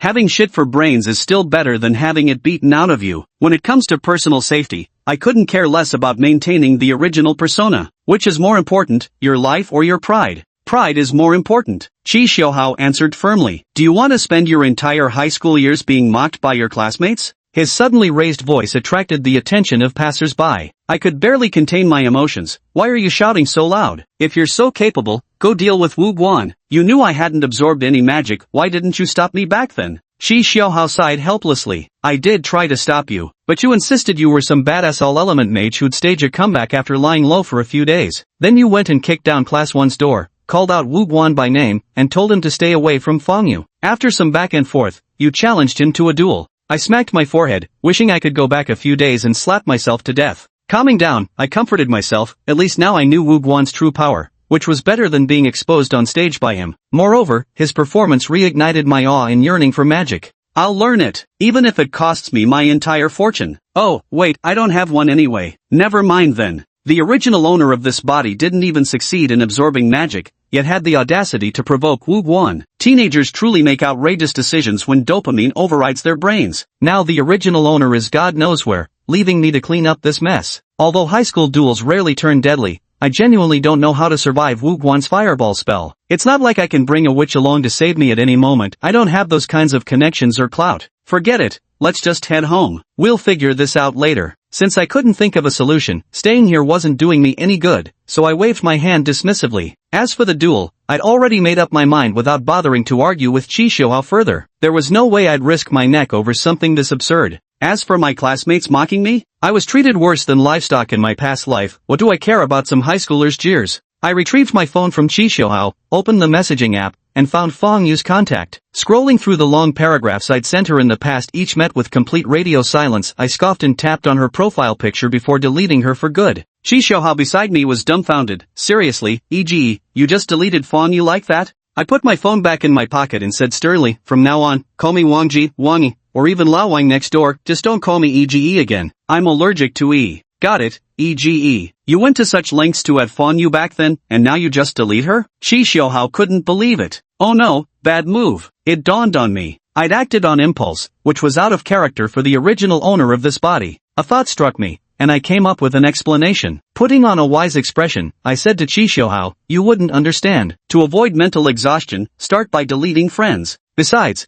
this is a new flirting technique I've learned, called play hard to get. And have you ever heard this timeless saying? What saying? Shi Xiaohao asked curiously. Simp. No. House. I patted Shi Xiaohao's shoulder. If one flirting tactic doesn't work, try another. If persistence doesn't pay off, it's time to switch strategies. Sure enough, after my explanation, Shi Xiaohao's confusion instantly turned into admiration. He really thought I had changed my approach to pursuing Fong Yu. Come on, you better learn from this. But now, hurry home and sleep. Oh, and make sure to keep your screenshots safe, I said with an air of mystery as I walked away. What screenshots? Shi Xiaohao looked utterly baffled. I waved my hand without elaborating, then stuffed both hands in my pockets and continued walking with effortless cool. Bro-e. Shi Xiaohao raised his voice and called out to me again. Figure it out yourself. Wait, bro-y, you're going the wrong way, we need to turn here. Damn it. About 10 minutes later, Chishohao and I finally entered a villa area. Standing before the grand gate of a meticulously decorated 4-story villa, my eyes nearly popped out of my head. Is this my home?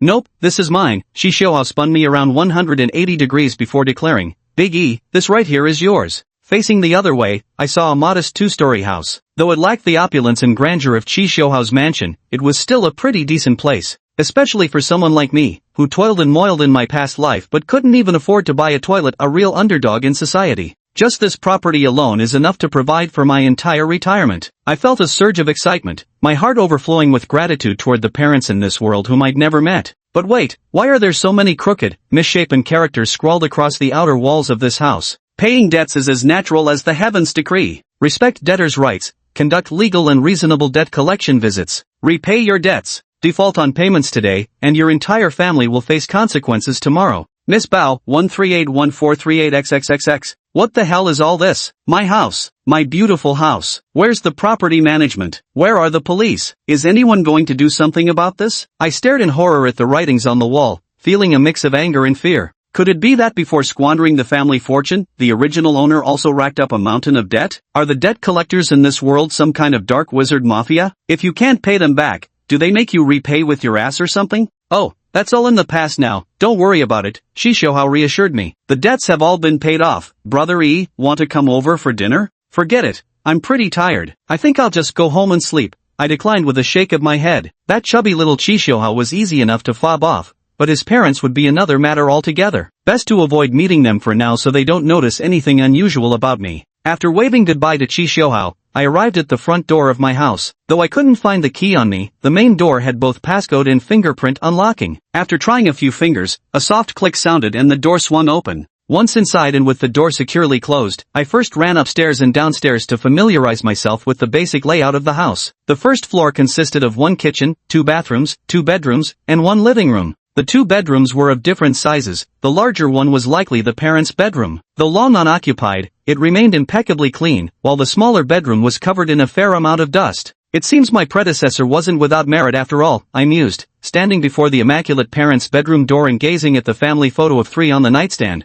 feeling a pang of melancholy. In the photo, unfamiliar parents dressed in dark military uniforms were beaming as they held a 2 or 3-year-old child together. An abrupt surge of sadness welled up within me. Sniffling, I carefully closed the bedroom door and turned to head upstairs to the second floor. The second floor had 2 bedrooms, 1 bathroom, a study, and a large balcony. In one of the bedrooms, I finally found traces of the original occupant's life. The room was quite simply furnished. Aside from the bed and wardrobe, there was only a computer, a desk, and a swivel chair. A few pieces of clothing were casually draped over the back of the swivel chair. The bed was unmade with the comforter bunched up in a corner, and around the overflowing trash can were takeout boxes and many crumpled tissues. I irritably kicked aside the crumpled tissue at my feet. Wasn't my original body a regular at bars and clubs? Judging from photos and videos, they seemed like someone who'd seen and done it all, so why so much wasted paper? What, feeling nostalgic? Can't let go of traditional hobbies? I searched through both bedroom and study, hoping to find something like a diary. If one existed, it could greatly help me understand the past, maintain the persona, integrate socially, and establish myself in society. Unfortunately, after much searching, there was none to be found. Apparently, my original self was also the decent sort who didn't keep diaries. Though I didn't find the diary, it wasn't a complete waste. I finally unearthed a wooden box over a meter long from under the bed. It was heavy, with considerable weight. Driven by curiosity, I opened the wooden box. Inside lay a pile of uniform spheres the size of pigeon eggs, along with a small locked box. Most of the spheres were dull and gray, but a few emitted a faint glow. Playing with marbles at this age? Wait, unless? A possibility occurred to me as I picked up one of the glowing marbles. Just as I was scrutinizing it closely, an abrupt change occurred. A cluster of characters suddenly materialized above the marble. Fireball, common, releases a fireball attack, non-absorbable. Erupting flames, rare, ejects pillars of fire from the ground, causing fire and impact damage, non-absorbable. What the F***? I stared dumbfounded at the text floating above the marble, hearing what seemed like a voice echoing in my mind. Ding! Your cheat code has arrived. Press F1 to enjoy your hacking life. Of course, this voice was purely my own imagination. In reality, apart from the abrupt text that appeared on the marble, there was no additional sound or text in my mind. There wasn't even a single explanation or clarification about what these words on the marble actually meant or why they appeared. System? I tentatively called out. No response. God? Monster? Grandpa spirit attached to my body? Still no response. What's going on? I put down this marble and picked up a misty one. This time there wasn't even any text. When I picked up the red marble again, the text reappeared. Fireball technique, common, releases fireball attack, cannot be absorbed. Eruption of earthfire, rare, ejects fiery pillars from underground, dealing flame and shock damage, non-absorbable. I stroked my chin with my left hand, pondering for a moment before setting down this marble. After rummaging through the box, I picked up another fluorescent marble instead. This time text surfaced once more, though its content had changed. Radiant beam, common, unleashes a scorching solar ray attack, non-absorbable. Lighting spell common release a light orb for illumination, can be absorbed. Exactly, I confirmed inwardly. These marble-like items must be the magic crystals Chishoha mentioned, and the text appearing above them should represent the magic contained within these crystals. But why can some be absorbed while others can't? Also, can every mage see this text, or is it only visible to me? This distinction makes all the difference. If every mage can see it, then this might just be the standard process of learning magic. But if only I can see it, does this mean I'm truly gifted, or is it because I have a system assisting me? Unable to decide what to do, I cautiously refrained from taking further action. I placed the marble back into the wooden box and approached the computer, pressing the power button. After the computer booted up, I casually browsed through the files stored on its hard drive first. Then, I found the search engine and began researching things on my own. Though there was a large folder titled Study Materials on the hard drive, my trust in the original owner had long since dwindled, so I preferred to search for information myself. Chapter 13, The Civilization of Magic.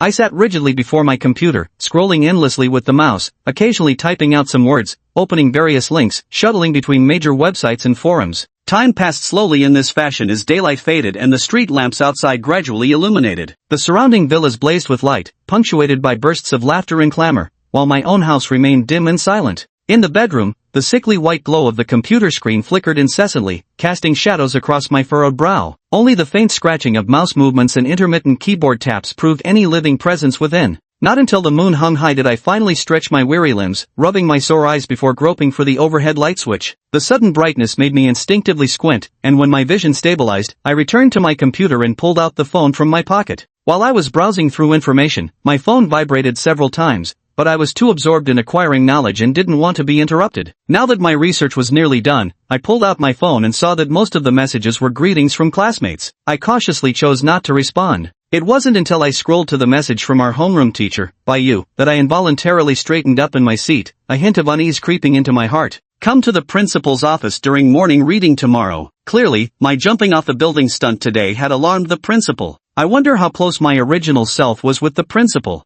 If they were very familiar, would using the excuse of amnesia expose me? The principal is an old fox, not someone to underestimate. Feeling somewhat gloomy, I deliberated carefully before deciding to first probe Bayou for information. At least this 20-year-old homeroom teacher should be easier to fool than the principal. So I replied, I'm not familiar with the principal. Why would he want to see me? To give me an award? You're the first student in Lanling Magic High's 78-year history to jump off a building. Even if the principal didn't know you before, he certainly does now. Seeing this message, I felt slightly relieved. If the principal didn't know me before, there would be much more room for me to maneuver. Wait, didn't you lose your memory? How do you know you weren't close to the principal? Bayou quickly sent another message. I was prepared and used the excuse I'd thought up. I'd just woken up then, my mind was blank. But after seeing my classmates and coming back to my familiar home, I became much clearer-headed. What the heck? Why didn't you do this earlier? I pictured Bayou soaking in the bathtub as I angrily threw my phone aside, my entire mouth submerged underwater, blowing bubbles with a gurgle sound. I casually tossed my phone back onto the computer desk, clasped my hands together, cracked my knuckles until they made crisp pop sounds,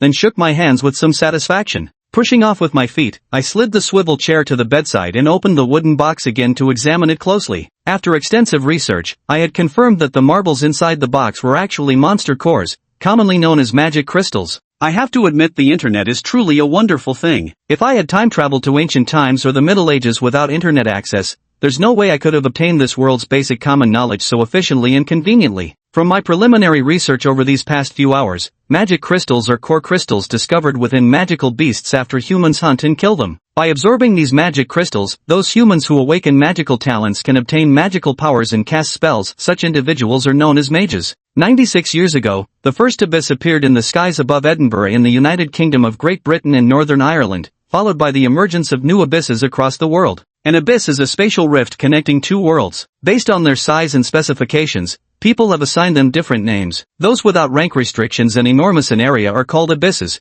Medium-sized rifts with rank restrictions and smaller areas are called realms. The smallest in size and with the strictest rank limitations are called bridges. There is also a type of small, transient two-world rift that appears unpredictably and exists briefly. These are referred to as drifting bridges. The interworld passage connects two realms humans can enter, and creatures from the magical world naturally can too. The magical world is mostly inhabited by plants and animals capable of wielding extraordinary magical powers, collectively referred to as magical beasts. Perhaps due to the fundamental differences in the rules governing both worlds, human technology's firepower weapons prove largely ineffective within the interworld passage. Thus, mages have become the primary forces guarding and exploring these passages, adding a magical path to humanity's originally technology-centric civilization. The year when the first magic abyss appeared is known as Year 1 of Magic. Today marks 96 years since that inaugural magical year. Magic crystals store the extraordinary power of magical beasts. What we call magic is essentially a special and formidable form of energy. Since the first magic abyss emerged in a region rich with magical culture and legends, this power came to be crowned with the name magic. The mages have established a standardized and systematic framework for magic. Magic is primarily categorized into elemental, psychic, and spatial types. Based on their effects, they can also be divided into offensive magic, auxiliary magic, and healing magic. Magical beasts are classified into initial tier, intermediate tier, advanced tier, super tier, and sacred beasts, corresponding to human mages' ranks. The equivalent of sacred beasts for human mages is the forbidden mages.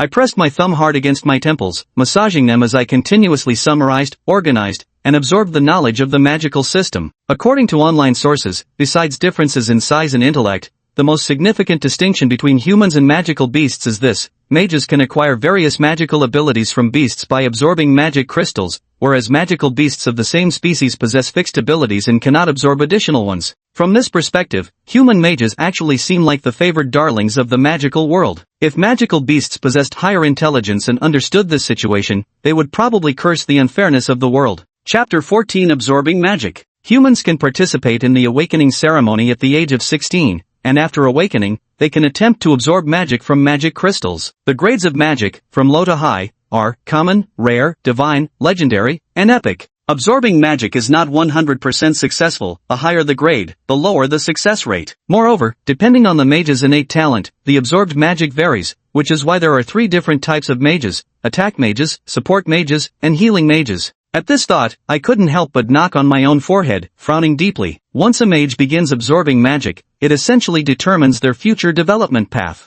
Of course, there might be some chosen ones who can effortlessly absorb all magic, but that definitely doesn't include me. Staring at the whole box of wasted magic crystals, I was utterly speechless. I'd used up so many magic crystals without absorbing a single spell. These were all money, precious resources. Although, as the integration of the two worlds deepens, the magical energy from the fantasy realm continues to scatter into the human world, allowing more and more new generation mages to enhance their ranks simply by absorbing the ambient mana in the air. Unlike the first generation mages, I don't have to rely solely on absorbing mana from magic crystals to advance. High-tier crystals, with their denser magical energy, offer a shortcut for rank progression. Although magic power can be enhanced without relying on magic crystals, human mages still need to absorb magic from these crystals when learning spells. Many researchers have tried to free mages from their dependence on magic crystals by developing independent magical practices, but none have succeeded so far. Therefore, until humans can create their own magic, magic crystals will remain the essential nourishment for human mages. No wonder the original owner of this body became so famous at school. A mage who couldn't absorb magic was just too unusual. I vigorously rubbed my cheeks, forcing myself to regain some energy. After all, digesting so much magical knowledge at once was exhausting. If I'm not mistaken. With this thought, I eagerly opened the wooden box and took out the magic crystal again. Upon closer inspection, I recognized it as a low-grade magic crystal from a lighthound, a beginner-level magical beast. 2 lines of text predictably appeared on the magic crystal. Sundering Ray, common, releases a solar ray attack. Non-absorbable, light orb, common, releases an illuminating light sphere. Absorbable. After studying references for hours, I couldn't find any mages mentioning visible text when touching magic crystals. Clearly, this was my unique situation, my ticket to turning fortunes around. Straightening my posture and smoothing my robes, I enunciated solemnly, "Absorb light orb." My heartbeat pounded so loudly I could almost hear it. Yet after a full minute, the crystal in my hand remained unchanged.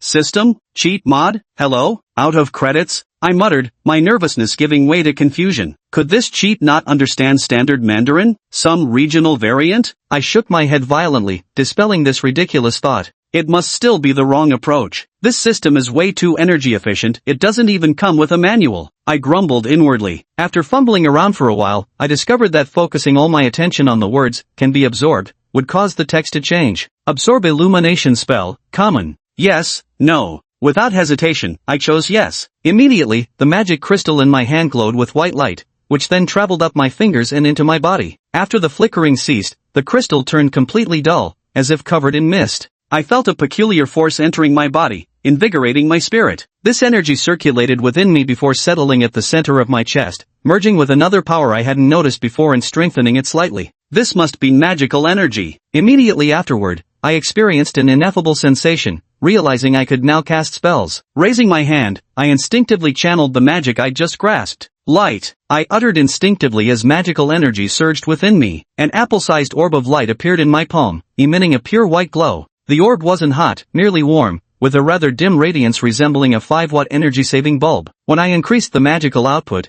the orb merely brightened slightly without any other changes. Obviously, this basic-level illumination spell could only provide light, with no other functions. It's laughable how I used to mock Chi Xiuhao as a lighter mage, now I'm just an energy-saving bulb mage myself. So this is what magic changes life truly means. I casually dismissed the spell and poured out the wooden box onto my bed, sorting through the contents. Only 8 unused magic crystals remained. After careful examination, I identified them as magic crystals from 4 different types of beginner-level magical beasts. The original owner had prepared an extensive collection of basic crystals to find the most suitable magic for absorption. Judging by the remaining crystals, the previous owner was particularly obsessed with attack magic. This makes sense. What mage doesn't fantasize about overwhelming power? That's why attack mages are most common. Those who can absorb attack spells usually don't choose other paths unless they aim to become healers, in which case they'd select the medical branch. Among the 3 branches of magic, the support branch was truly looked down upon. While all schools of magic were supposedly equal, some were clearly more equal than others. I continued examining the magic crystals. 3 were from low-tier firehorn rhinos: Fireball, common, launches fireball attacks; non-absorbable, erupting flames, rare, erupts pillars of fire from the ground, causing flame and impact damage; non-absorbable. 2 were from low-tier bloodthirst mountain ogres: Thunderbolt, common, launches lightning orb attacks; non-absorbable; Lightning spear, common, releases lightning spear attacks; non-absorbable; Thunderburst, rare, imbues attacks with thunderous explosive damage; non-absorbable. What exactly does non-absorbable mean? Even with my system I can't absorb them? Seeing this repeated non-absorbable tag left me thoroughly confused. I just absorbed a Radiant Hound's crystal containing 2 spells, why could I absorb light but not sunburst? If I couldn't figure it out, I wouldn't dwell on it. Moving on, I continued examining the remaining magic crystals. 2 low-tier Ghost Vine Flowers magic crystals: Flying Thorn Leaves, common, releases sharp leaf projectiles; non-absorbable; Healing magic, common, gradually heals wounds; absorbable.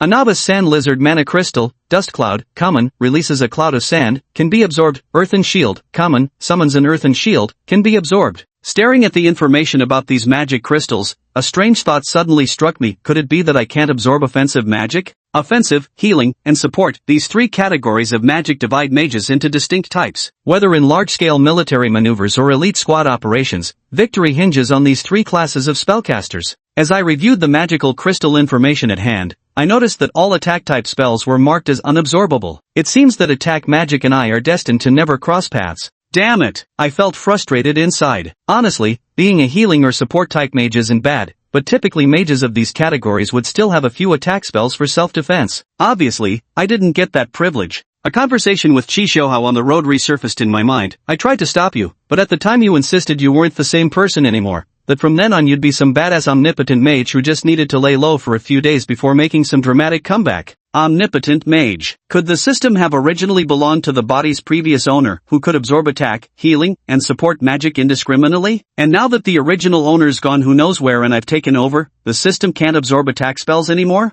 I secretly pondered. This would explain why this damned system didn't even have a beginner's tutorial. How infuriating. The system clearly plays favorites. Forget it, what comes is luck. What goes is fate. I stopped obsessing and began absorbing all available magic. Whether healing or support spells, what enters my stomach becomes nourishment. I'm not picky. The 2 magic crystals turned dull gray as I absorbed the beginner-level Ghost Vine's healing spell, then merged the beginner-level Earth Lizard's Dust Cloud and Earthen Shield techniques. With the beginner-level Lighthound's illumination spell added, I could now truly consider myself a proper mage wielding 4 spells. After absorbing 3 magic crystals in a short time, I felt stuffed, as if I might overflow with magic at any moment. Gagging twice, I began to expend my magical energy while testing out a newly learned spell. Floating dust, I murmured softly. Truthfully, whether or not I spoke the spell's name aloud had no decisive effect on the spell's success. When casting spells, calling out their names was like morning readings, it helped me focus better. In the early stages when my spellcasting wasn't yet proficient, vocalizing the names did improve efficiency somewhat. Magic surged within me as countless fine yellow sand particles swept across the bed, all striking the window pane with continuous soft pit-a-pat sounds before falling to the ground, eventually forming a thin layer in the corner. The dust swarm spell I conjured resembled a budget, pocket-sized sandstorm. Its effect was about as impactful as scooping up a handful of yellow sand and throwing it, arguably weaker than simply flinging lime powder. I shook my head and moved on to test the next spell. Earth Shield. A palm-sized, earthen yellow round shield materialized before me. I gave it a light tap, it felt quite sturdy, then hurried down to the first floor kitchen, grabbed a cleaver, and swung it at the shield with all my might. The cleaver struck the earthen shield with a dull thud, leaving a shallow gash on its surface. Yet as I continued channeling mana, the gash slowly began to mend itself. The durability is decent, but the magic consumption is substantial. This shield's area is embarrassingly small. I was quite dissatisfied with the size of the earthen shield. To test its limits, I wielded twin blades and unleashed a flurry of random slashes at the shield while continuously repairing it with magic. After about a minute, my magical reserves were depleted, the shield collapsed, and I turned pale, swaying unsteadily before hurriedly grabbing onto a nearby cabinet for support. Damn, magic exhaustion is more unbearable than I expected, like being completely drained, leaving one feeling hollow. It's just magic depletion, so why this overwhelming fatigue? Surely I'm not so weak that a few sword swings would knock me out? Could that chubby Shao-Chi be pulling my leg? When he used that fireball spell, he certainly wasn't as feeble as I am now. Was he holding back his true power? But there's no reason for him to hide his incompetence from me. I couldn't figure it out, so I simply stopped thinking about it. After stabilizing my condition somewhat, I dragged my exhausted body back to the second-floor bedroom, still holding the kitchen knife. After a moment's hesitation, I didn't lie down to rest. Instead, I casually placed the kitchen knife on the computer desk and sat down in the swivel chair, quietly absorbing external magical energy to recover. About an hour later, the magic within me was fully replenished. I still hadn't tested the healing spell, a medical-type magic, so I planned to cut myself first before attempting treatment. I picked up the kitchen knife, rolled up my sleeve, and hesitantly poised it against my wrist. If I accidentally cut an artery here, would a basic-grade healing spell stop the bleeding? Getting hospitalized in the middle of the night would be downright ridiculous. Jumped off a building this morning, slitting my wrists tonight. Even if I claim I don't want to die, no one would believe me. I'd prefer just nicking my fingertip, but the wound would be too small to truly test the limits of the healing spell. You can't catch the tiger without entering its den. Screw it. After hesitating for a while, I finally picked a spot on my left forearm, took a deep breath, and slashed down with the kitchen knife. A 10-centimeter long gash split open. Blood gushed out instantly, soaking half my forearm crimson before dripping onto the floor. Healing spell. I gritted my teeth against the pain, set aside the kitchen knife, and focused on channeling the magic. The pain disrupted my concentration, and it took me a second attempt to barely succeed in casting it. An emerald green glow enveloped the wound on my left arm, bringing a tingling, numb sensation. The blood flowing from the injury visibly slowed until it stopped completely. The wound scabbed over, a process that lasted about a minute. I cast another 3 or 4 healing spells, stopping to avoid draining my mana and ending up completely exhausted. By then, the wound had turned into a scar, roughly equivalent to what would normally take a month or so to heal. A few more healing spells would likely fade the scar considerably. As for whether it could disappear entirely, I didn't really care. Magic is truly wondrous. The experience of healing magic felt more immediate and intense compared to the other spells. And this was just a common grade healing spell. Imagine how powerful those rare, mythical, or even legendary grade healing magics must be. An epic grade healing magic could probably revive the dead and regenerate flesh with ease. I recalled Bayu mentioning that Witch Zhang was a high-ranking healer mage. No wonder she could effortlessly save my life. After absorbing 3 magic crystals and learning 4 common spells, I was practically certain this inexplicably appearing socially anxious system allowed me to fully absorb the magic contained within the crystals, except for offensive spells. Though I didn't know why, that seemed to be the rule for now. Even a blind sparrow won't starve to death. Since I can't learn offensive magic, I'll become a skilled magical old healer in the future. Making decisions that go against my ancestors' wishes in my free time doesn't sound bad either. I comforted myself. Being a support is so much fun, just stay in the backline and cast heals. Besides, being able to learn a designated magic with a 100% success rate was already an immense blessing. Other mages have no idea how many magic crystals they'd waste just to absorb spells. A single crystal often contains multiple magics, and getting the one they want is pure luck. I should be grateful. Ha, offensive magic? Just looks flashy, that's all utterly useless. No big deal if I can't learn it. Though, deep down, I do kinda care. I still have 6 magic crystals left in my possession, all of which are either unabsorbable or already depleted. According to the information I found online earlier, the price of a low-tier magic crystal fluctuates between 1,000 and 30,000, depending on which type of low-tier magical beast it originates from. After all, both being low-tier magical beasts, the spells they possess differ in value. The spells of common grade and rare grade vary in worth, and even within the same rare grade, there are distinctions in power, effect, and difficulty of acquisition, naturally causing the price of magic crystals to fluctuate accordingly. These 6 magic crystals have given me a bit of confidence. Right now, I'm so poor that all I have left is real estate. If things get desperate, I can always sell the crystals to get by. After all, keeping them won't let me absorb any magic from them anyway. Using magic crystals to restore mana? I'm not that extravagant. A single low-tier Firehorn Rhinoceros crystal costs around 18,000 on the market, and it'd only restore my mana a few times. At this moment, my attention was drawn to that small locked wooden box again. After hesitating for a while, I decided to open it. After all, it was mine now. The box was secured with an old-fashioned padlock,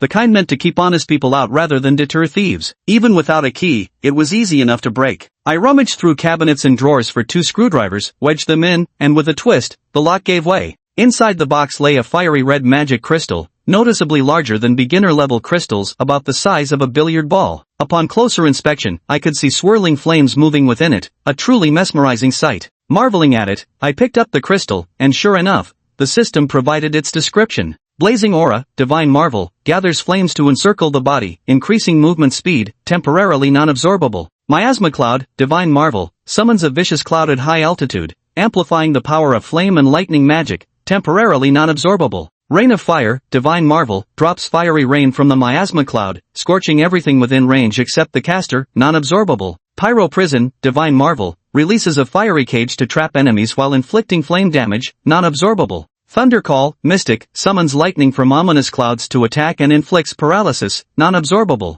Auspicious cloud, mystic, summons a cloud beneath one's feet for levitation, temporarily non-absorbable. Evil warding, mystic, exclusive, clears negative abnormal status effects, temporarily non-absorbable. Charm dispelling, mystic, exclusive, passive, increases mental resistance, temporarily non-absorbable. Flame monarch legend exclusive passive trait immune to flame magic damage below legend grade. Greatly reduces legend grade flame magic damage, slightly reduces flame magic damage above legend grade, can be absorbed. My eyes instantly widened. What kind of magic was this? My face froze in shock, my mind reeling. After years of seeing nothing but ordinary or rare grade spells in beginner magic crystals, suddenly encountering a crystal containing 9 spells, with mythical grades as the baseline and even a legend grade 1 thrown in, my heart pounded uncontrollably. I've browsed plenty of forum threads debating magic rankings, but I've never seen anything as absurd as Flame Monarch among legend grade spells. It completely nullifies damage from spells below legend grade, significantly reduces legend grade damage, and even marginally diminishes epic grade damage. Though limited to fire-based magic, its defensive capabilities are beyond imagination.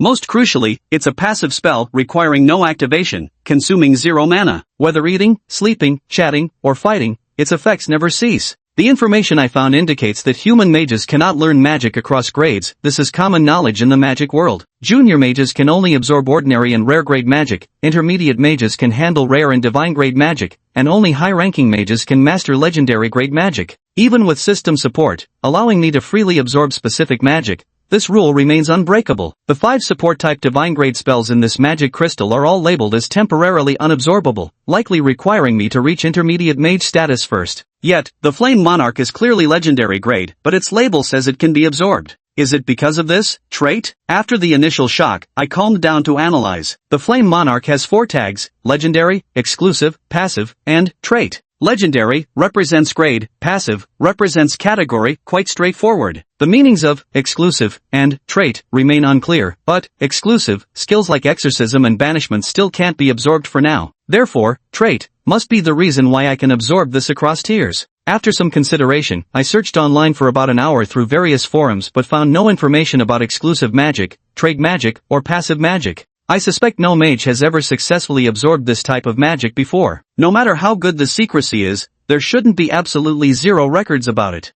Clutching this magic crystal tightly, I wrestled with whether to absorb it. Absorbing now would only grant me the Flame Monarch spell. Although it's the highest grade, those other divine quality spells are extraordinary too, though Fire Rain, Infernal Prison, and Thunder Summon are worthless attack-type spells. If I wait until I become an intermediate mage to merge and absorb it, I might maximize the crystal's potential, but who knows how long that would take. And if I don't absorb it now, what if I never get another chance? The thought of the fortune I painstakingly saved in my past life made my heart twitch with pain. Absorb it. With the Flame Monarch's power, I might actually stand a chance in the duel a week from now. Immune to that punk Wu Guan's fire magic, I'll render him weaker than a toy lighter. After some deliberation, I quickly made up my mind. But then I slapped myself across the face. Damn it, facing a god-tier skill like this, and the first thing I think of is beating up some kid? My ambitions are way too small. After self-criticism, I steeled myself to absorb it through gritted teeth. Just as I was about to proceed, a news report flashed through my mind. I hastily pulled it up on my computer to examine it closely. Great news, China's magic monitoring network has successfully expanded to cover all major cities nationwide, elevating public safety to new heights. The news was published on December 20th of the 93rd year of the magic calendar.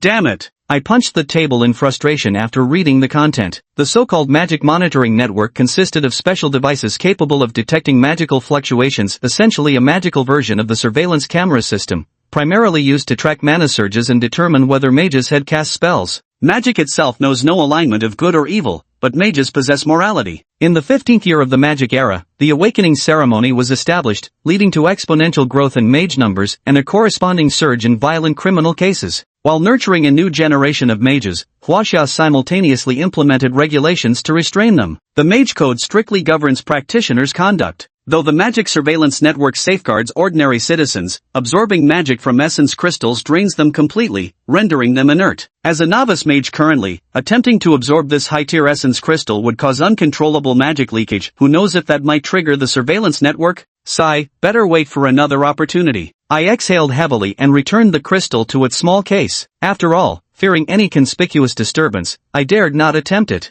I glanced at the time, it was already past 3 a.m. I hadn't stopped since getting home from school, busy researching, learning about the world, analyzing the system, absorbing magic crystals, and experimenting with spells. The moment I relaxed, hunger and exhaustion hit me all at once. That's when I realized I hadn't even eaten dinner. I should have had dinner at school before coming back, I muttered, full of regret. Who would have thought there wasn't even half a steamed bun left at home? Whatever, sleep first. I rummaged through the wardrobe for a new bedsheet that smelled slightly dusty, then bundled up the old sheets and blankets into a lumpy mass and shoved them off the bed. The room looked even messier now. I'll clean up tomorrow. After changing the new bedsheets and bedding, I really didn't have the energy to tidy up the room, so I lay down on the bed and fell asleep almost immediately. EGE, are you okay? I felt like I had just fallen asleep when someone started pushing my body, and I faintly heard Chi Xiaohao's anxious voice in my ear. Who the hell is mourning this early in the morning? I roared irritably, struggling to open my eyes, and sure enough, I saw Chi Xiaohao's pudgy face. But noticing the anxiety and worry on his face, I suppressed my sleep-deprived irritation and asked, "What's wrong?" I thought you had met with an accident. Chi Xiaohao sighed in relief seeing I was awake. What could possibly go wrong? I snapped irritably. Then it hit me, the bedroom was in complete disarray. A blood-stained kitchen knife lay on the computer desk, drops of blood trailed across the floor, and most of the magic crystals were shattered beyond recognition. Putting all these scenes together, it really does seem like I failed to absorb magic last night and slit my wrists in a fit of rage. Plus, with my history of jumping off buildings, the assumption makes perfect sense. Yeah, right. I vigorously rubbed my face and mumbled in a muffled voice, "This kitchen knife was used to test magic after absorbing spells last night." What kind of magic requires a kitchen knife? Chi Xiaohao looked skeptical. Healing magic. I checked my phone, it was already 7:30 in the morning. Xiaohao Qi must be here to pick me up for school. I wasn't surprised he could get in. We were close enough that I'd probably not just given him the door code, but even registered his fingerprint. Washing my face woke me up properly. Xiaohao trailed behind me excitedly, asking, "Broy, you really awakened healing magic? Don't believe me? Go stab yourself, and I'll heal you on the spot." I wiped my face, scowling at my reflection as I smoothed down my dyed blonde streaks, then turned to Xiaohao.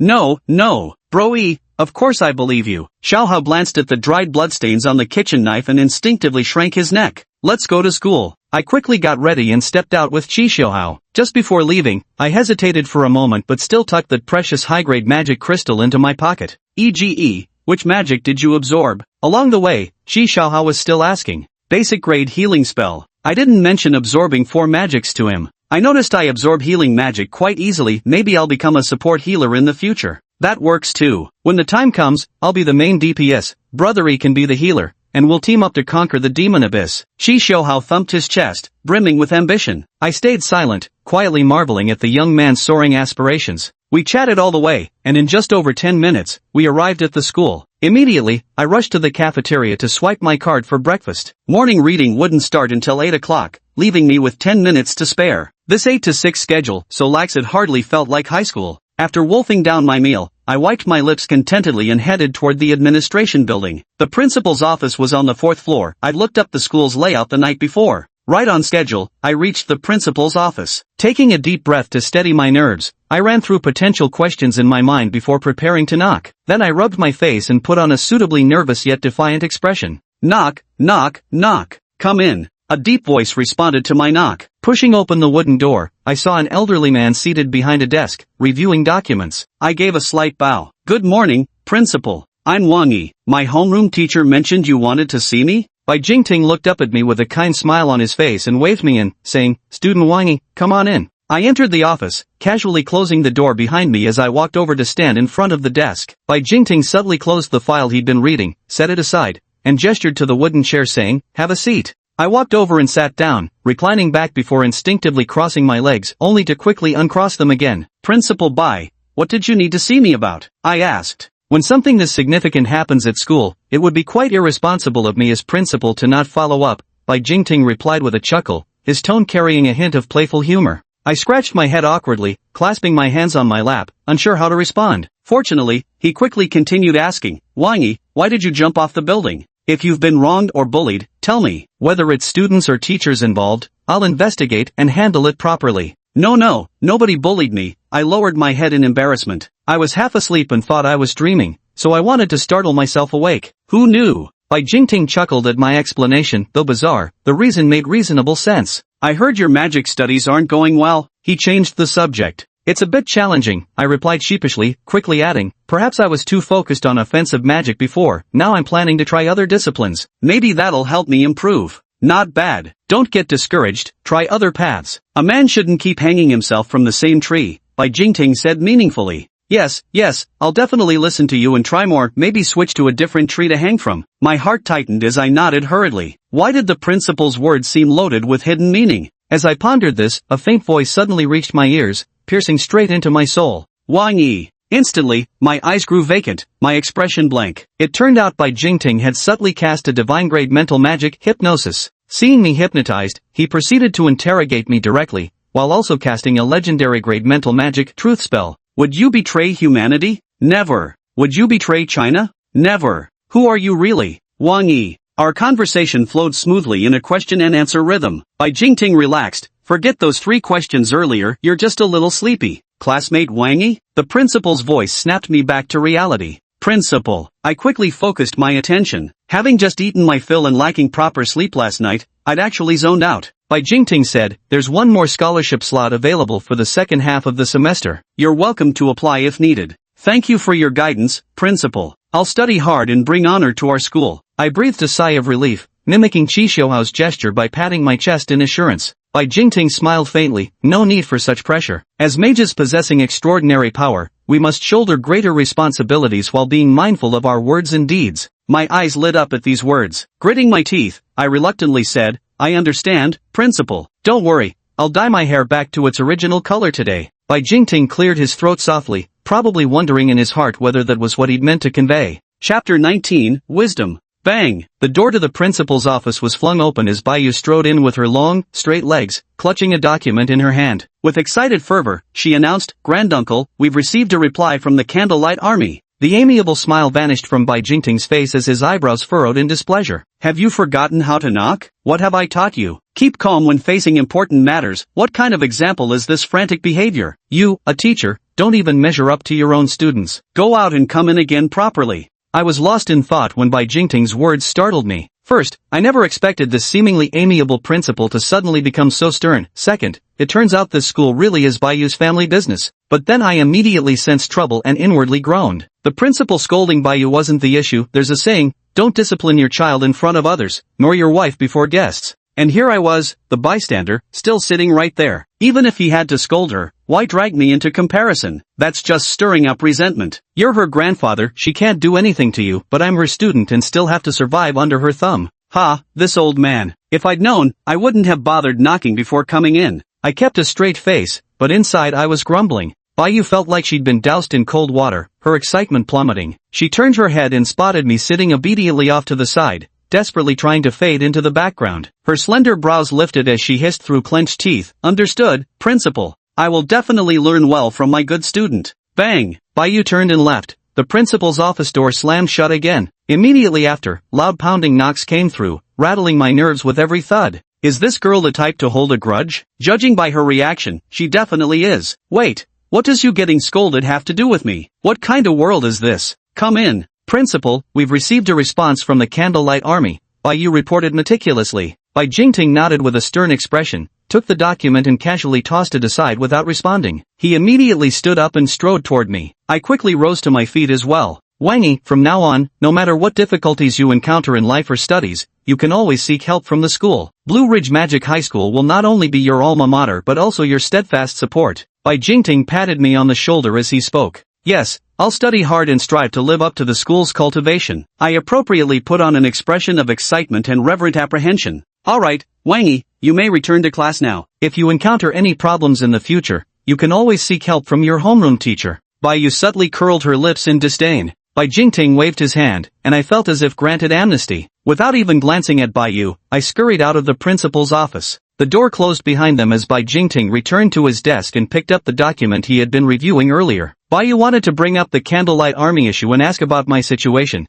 but her lips parted hesitantly several times without words coming out. After a minute or two, Bai Jingting tossed the file onto the desk. Only then did Baiyu realize it contained my personal records. Curious, she picked it up to examine. Inside were detailed records of my background, family history spanning 3 generations, magical aptitude, elementary and middle school grades, orphanage evaluations, daily movement patterns, spending habits, even my web browsing history. Every question I'd searched on my computer the previous night was meticulously documented. With Bai Jingting's level of clearance, investigating a student at the academy was child's play. Notice anything? Bai Jingting asked once Baiyu had finished reviewing my file. Did he really lose his memory? Baiyu sounded surprised. The densely packed search records at the end of the document showed that my home computer had been intermittently searching various questions from 1842 last night until 3:35 this morning. The keywords included world geography, modern history, Chinese constitution, major news, magic classifications, mage ranks, the abyss of magic, an introduction to magical beasts, mage regulations, how to absorb magic crystals, Lanling Magic High School, characteristic magic, exclusive magic, passive magic, and so on. Don't you think he might have been controlled by a psychic-type sacred beast? Bai Jingting rarely smiled in Baiyu's presence. Not to mention that my life has followed a clear trajectory. I've never even left the city of Lanling, so there's been no opportunity for a psychic-type sacred beast to control me. But even if my mind had been invaded by such a beast, it wouldn't have searched for these things. After all, Lin Qingyu never lost his memory back then, either. As I pondered this, Baiyu pointed to the long list of search queries about magic and magical beasts in the search history and said, especially regarding this knowledge, it knows more than we do. Bai Jingting agreed. There wouldn't even be questions about the human world earlier. Lin Qingyu had already brought back enough basic knowledge about it. Could it be a disguise? Could it have searched intentionally like this? Baiyu asked again. Overcomplicating things, Bai Jingting replied, leaning back lightly in his chair as if a weight had been lifted from him. The primary basis for my judgment is simply that I've never been to the Magic Abyss. I don't believe a psychic-type sacred beast could bypass the garrison of Magic Abyss soldiers and infiltrate China unnoticed. Even if those incompetent groups overseas allowed a psychic-type sacred beast to sneak through their side of the Magic Abyss and cause trouble here in China, it still couldn't circumvent the monitoring network and casually unleash epic-grade magic without detection. Especially since the magic monitoring network was established barely 3 years ago. Even if the psychic-type sacred beast knew about it, finding a way to bypass it would be impossible. Of course, all these are reasonable deductions. What I trust most is what I've just observed myself. There are no residual fluctuations of psychic magic on my body. It's already been a whole day, can you still tell? Baiyu asked incredulously. You know nothing about the transcendent. Bai Jingting lectured her before explaining, of course, my ability to accurately deduce this comes from the legendary grade psychic magic I've absorbed. Bai Jingting didn't mention he'd just cast hypnosis and truth spell on me. For a transcendent mage to use such methods on a junior mage, especially his own student, wasn't exactly honorable. Transcendent this, transcendent that, I get it. Bai Yu said stubbornly. No matter how much you say, it's useless. I'm still just an intermediate mage, far from reaching transcendent level. I'm just reminding you that if you want to see extraordinary sights, transcending the ordinary is the threshold you must cross. So does that mean I don't need to write my report anymore? Bai Yu ventured to ask. No need. As long as I'm not controlled by demonic beasts, I remain an ordinary citizen of China, and more importantly, the orphan of a martyr. As long as I don't betray my country or break the law, other issues aren't major problems. Later you can submit a financial aid application for me for all 3 years of college, without missing a single semester. Bai Jingting first set the tone, then self-deprecatingly remarked, I thought about it all last night and realized I was indeed being oversensitive. The heavy losses in the Li Yuan campaign were primarily due to intelligence issues. People can't imagine what they don't understand. Before this, who could have envisioned that psychic types could control minds, or that spatial types could create void realms to block passageways? But now that psychic and spatial types have come to light, there won't be a second Li Yuan campaign. Humanity's most powerful weapon against magical beasts has always been wisdom. Chapter 20 Rainan Sand Bridge. Hearing she didn't have to write a report, Bai Yu felt relieved, grumbling, exactly. You were so nervous yesterday that I worried all night and barely slept. Bai Jingting shook his head and sighed. You wouldn't understand. Unless you were of that generation, it's hard to comprehend the mark lynching you, or rather, that still nameless psychic-type sacred beast left on our hearts.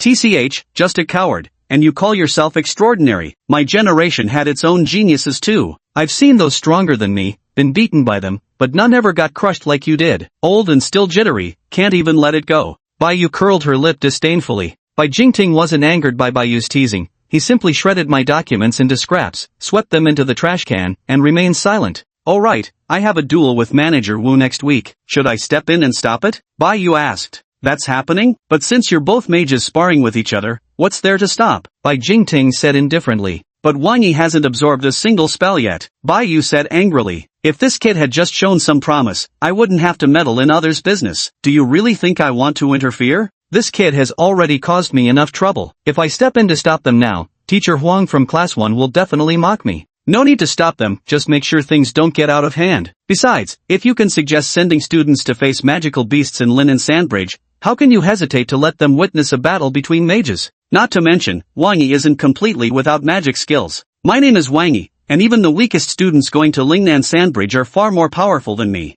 Bai Yu was talking with Bai Jingting when her attention shifted to Lingnan Sandbridge, causing her to miss Bai Jingting's final remark. Bai Jingting said, actually, that's why I came. The Candlelight Army responded, they'll allow small groups of students to enter, but no more than 10 people per visit, including accompanying teachers. They also require advance notice and don't want visits to be too frequent. Bai Yu curled her lips slightly, thinking to herself how stingy the Candlelight Army was. Bai Jingting explained, it's perfectly normal. The Candlelight Army in Lingnan Military District has garrisoning and exploring the Lingnan Sand Bridge as their primary mission. If you want your students to go in there and broaden their horizons, any potential casualties would partially fall under the Candlelight Army's responsibility. Naturally, they must deliberate carefully before making a decision. Bai Yu argued stubbornly, I've already said that I'll take full responsibility if anything goes wrong. Bai Jingting retorted angrily, you'll take responsibility? How much weight can the shoulders of a mid-level mage bear? How much responsibility can you actually handle? In the end, it would still fall on me to shoulder the consequences. Bai Yu responded with displeasure, at the heart of it,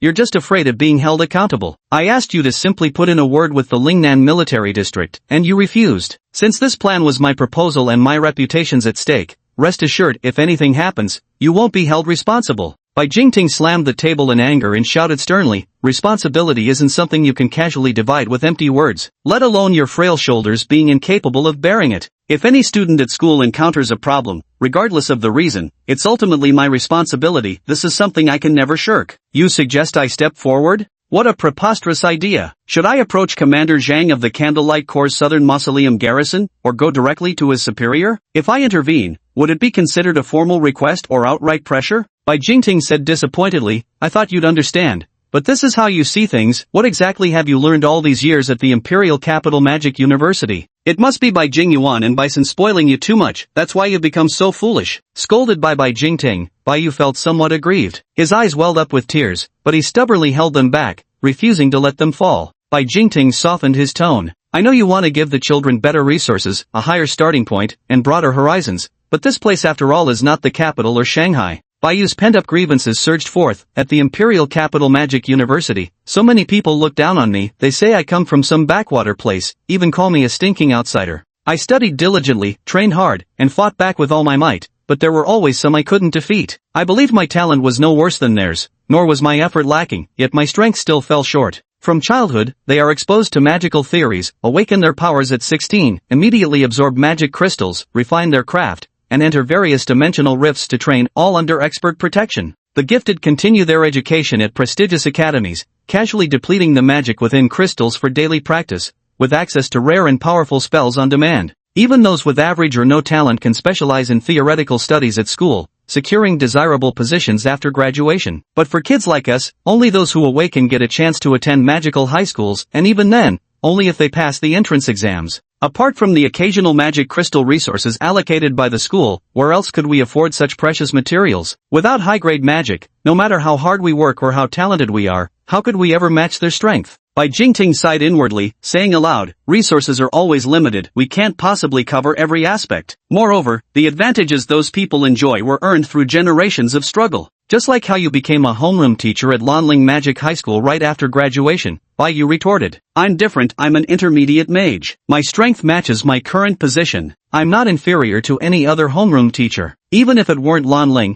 I could teach at any other magic high school. Wiping his nose, Bai Yu continued, struggle? Every soldier guarding the demon abyss risks their lives. Yet how many of their children receive such privileged treatment? Both my parents died defending Liyuan, and all I got was a special admissions slot at a magic high school, and that only if I successfully awakened my powers. Since resources need to be competed for, then I'll compete on behalf of my students. I'm not afraid of taking responsibility, nor do I fear owing gratitude to the Candlelight soldiers. If you're worried about bearing responsibility, you're absolutely free to reject this proposal. Bai Jingting sighed, if I didn't agree, I wouldn't have even let you propose this plan during the meeting in the first place. Now that you've personally secured the slots yourself, you can arrange it as you see fit, but I have two directives for you. First, any student entering Lingnan Sandbridge must have complete understanding from both themselves and their parents or guardians regarding every risk involved, fully informed and entirely voluntary. Second, students' safety must always come first. They can get hurt, they can get disabled, but none shall die. Even if you don't make it back, every single student must return.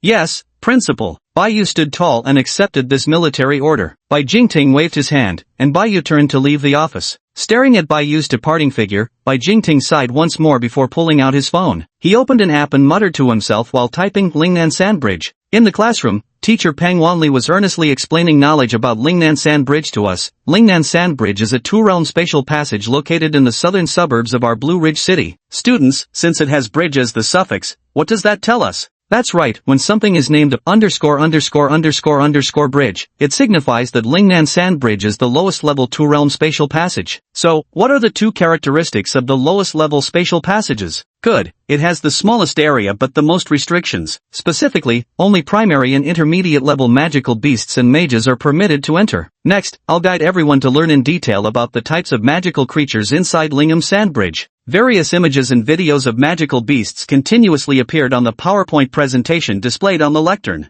Most students in the audience were listening attentively, and I was among them. After cramming knowledge online last night, I could now follow the class better, though still with some difficulty rather than feeling completely lost. This teacher, Pang Wanli, was the bespectacled, scholarly middle-aged man who taught the last class yesterday. I deliberately looked up information about Lanling Magic High School last night and learned from the faculty section of the official website that he teaches fundamental magic classes. Magic high schools differ from regular high schools alongside standard academic subjects. They offer fundamental magical culture and basic magical practice courses. The culture curriculum covers magical history, magical geography, introductory bestiary studies, basic magic crystal atlas, and essentials of spellcraft. Traditional academics occupy minimal class hours, mainly ensuring we don't become socially disconnected, with exams focusing almost entirely on magical fundamentals. Beyond classroom studies, practical training dominates our schedule, absorbing magic crystals, practicing spells, and, eventually, combat drills. Not that I've reached combat training yet. It's only been a month since term started. Most first years are still fumbling through basic incantations, let alone sparring. Practical sessions have instructors too. While magic itself can't be taught through study alone, professors demonstrate spellcasting techniques and mana control methods. These classes also include physical conditioning and fundamental combat maneuvers. The bell rang signaling the end of class, and teacher Pang Wanli promptly closed his laptop with a smile, saying, class dismissed, everyone, try to eat your fill, this afternoon's practical session won't be easy. The students scattered in all directions as teacher Pang left with his notebook tucked under his arm. I quickly caught up to him and called out, "Teacher, wait a moment." He turned around, slightly surprised but still smiling, and asked, "Wangi, what's the matter?"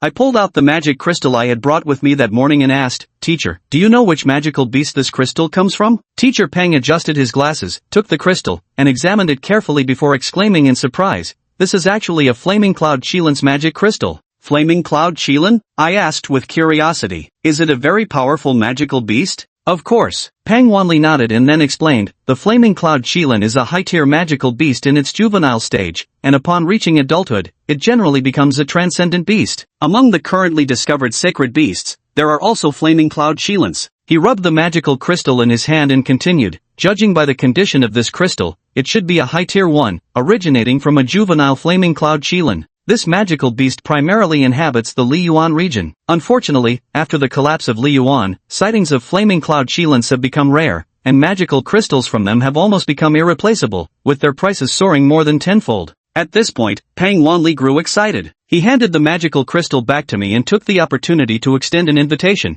"Come on, let's go grab a meal together. I'll give you a detailed account of the Flaming Cloud Chilen's traits." Of course I wouldn't refuse, this was exactly my intention in the first place. Only after seeing all the restrictions placed on mages here in Huaxia last night did I dare to proceed with this plan. At least under Huaxia's regulations, within the Magic Academy, there wouldn't be situations like a child wandering through busy streets carrying gold. A single high-grade magic crystal doesn't carry that much weight here. I took the risk of bringing this magic crystal to school not simply to have teachers identify which magical beast it came from. With my system's enhancement, I understand the magic contained within this crystal better than anyone, and I couldn't care less about its beastly origins. It's just that I still have doubts about the system's true capabilities and need certain knowledge to deduce them. But this information can't be found online, which is why I wanted to subtly probe for answers from professional instructors. I first went to the office with Pang Wanli to drop off our laptops, then we headed to the cafeteria. It was lunchtime, and since the cafeteria was quite spacious and the number of students at Magic High School wasn't as large as at a regular high school, it wasn't crowded.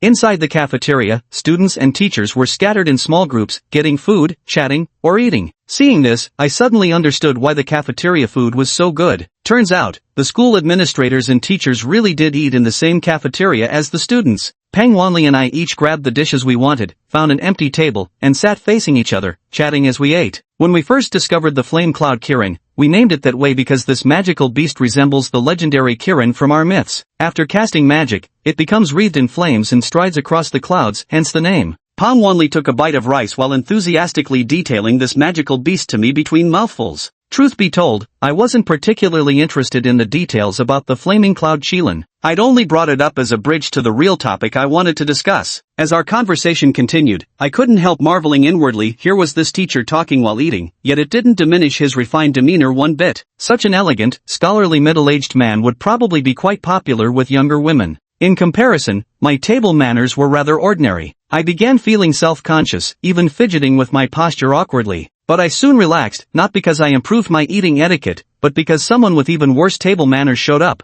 "Bro-y, Teacher Pang, what are you guys talking about?" Shi Xiaohao squeezed into my line of sight with a lunch tray, plopping it down beside me and immediately claiming 2/3 of the long table's edge. I found it odd that this chubby kid, living so close to home, chose to eat lunch at school. Given his family's financial status, their meals were surely better than the cafeteria fare. But wisely, I didn't press further. "Xiaohao, Wangi and I were discussing Warcraft, specifically the Flaming Cloud Chilen," Pang Wanli explained without a trace of annoyance despite the interruption, still smiling as he greeted Shi Xiaohao. "Oh right, the Flaming Cloud Chilen, huh? Oh wait, I thought that's what it was called." Shi Xiaohao chuckled awkwardly, clearly making conversation. His reaction made it obvious he wasn't familiar with this particular fire-type mythical beast. "Hello, teacher." At that moment, a guy dressed entirely in black, with a burly build and a serious aura, sat diagonally across from Shi Xiaohao with his meal tray. If not for his slightly youthful face, I might have mistaken him for a teacher. "Hey, everyone's here." Immediately after, a handsome guy with almond-shaped eyes, dressed entirely in white, sat next to me and greeted Pang Wanli. "Hey, brother Pang." He sat directly opposite the guy in black, the contrasting colors making it look like some Grim Reaper convention. "Awesome, the best seat saved for me." Just then, a crisp voice rang out. A girl with a ponytail and an adorable, innocent face popped up from behind Pang Wanli and quickly took the seat beside him. It was indeed the perfect spot for her except for one slight drawback, sitting right across from Shi Xiaohao. The girl sat down and politely greeted everyone present. Hello Teacher Pang, Brother Wang Jiang, Brother Jiangyu, Brother Wangi, Brother Xiaohao. I took a sip of soup from my bowl to hide my speechlessness. How did the dinner table suddenly become so crowded? And with Qi Xiaohao leading the charge, the others seemed to pop up like mushrooms after rain. What was going on? Pang Wanli showed no surprise at the sudden appearance of these few individuals. Clearly, he was already accustomed to the members of this little group. Smiling, he responded to each student's greeting while subtly creating some distance between himself and the female classmate beside him. Thanks to Qi Xiaohao acting as an inside source, I was somewhat familiar with these classmates. The first to arrive, dressed in black, was Wang Jiang, nicknamed General Jiang Chen of the Undead, in the group chat. He came from a military family with exemplary conduct.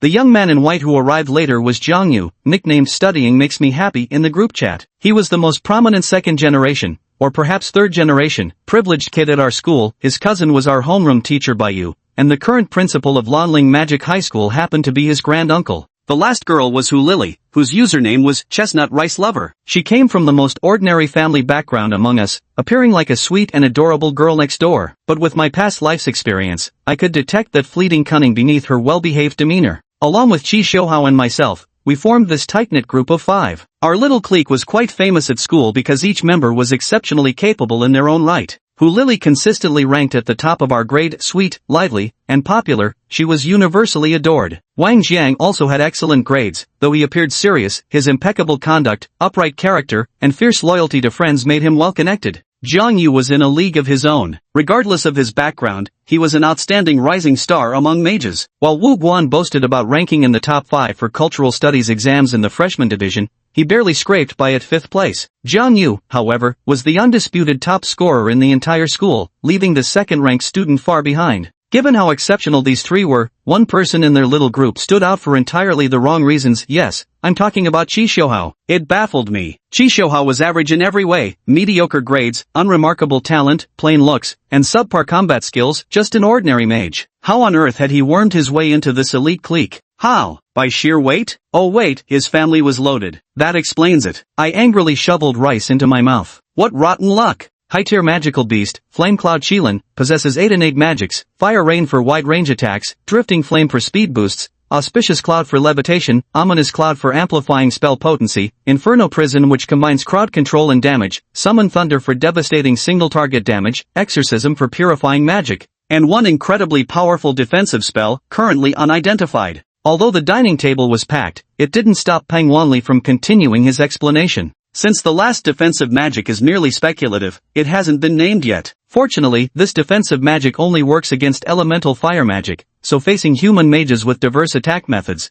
the Flamelight Qilin isn't particularly troublesome. As for what new changes occur when a Flamelight Qilin advances to the Sacred Beast rank, that falls under classified information, and even I don't know. Pang Wanli shrugged. The table's occupants reacted variously, some deep in thought, others dull-eyed, some expressionless, and some full of admiration. Only Jiang Yu calmly added, regarding the Flamelight Qilin's defensive magic, the mainstream speculation currently is that it's the creature's innate passive magic. Passive magic? Does that mean magic that doesn't require active casting? I played the perfect straight man at just the right moment. Bingo! Jiang Yu snapped his fingers and continued, whether it's magical beasts or mages, there are obvious magical fluctuations when casting spells. The Flaming Cloud Qilin takes almost no damage from fire magic attacks, and shows no signs of actively casting defensive spells. Many researchers speculate it possesses an incredibly powerful passive magic defense against flame spells. Holy shit! Once I become an intermediate mage, I'm definitely absorbing this magic crystal to acquire that ability. Then whenever I encounter beasts or mages using fire magic, I'll be invincible. Qi Xiaohao excitedly clapped his hands. I silently gave him a mental thumbs up that was brilliantly put. Sounds great in theory, but the current price of Blazing Cloud Kirin magic crystals, never mind, don't worry about that. Jiang Yu clicked his tongue before adding, pity human mages can only absorb active magic and can't take in these passive attribute spells. Can absorb most active magic. Pang Wanli adjusted his glasses to correct him, but racial magic remains inaccessible. Brother Pang is right. Jiang Yu chuckled sheepishly. I then subtly asked, what is racial magic? Racial magic, also called bloodline magic, is possessed only by certain special magical beasts. Human mages can't absorb it. Everyone knows that magic crystals are the core of magical beasts, containing most of their magical power and all their spells. But there are some spells that human mages simply can't absorb, no matter how hard they try. Take the Flame Cloud Qilin for example. Besides its passive defensive spells, whose specifics remain unknown, it also actively casts powerful purification magic to ward off evil. Yet to this day, human mages still haven't managed to absorb this spell.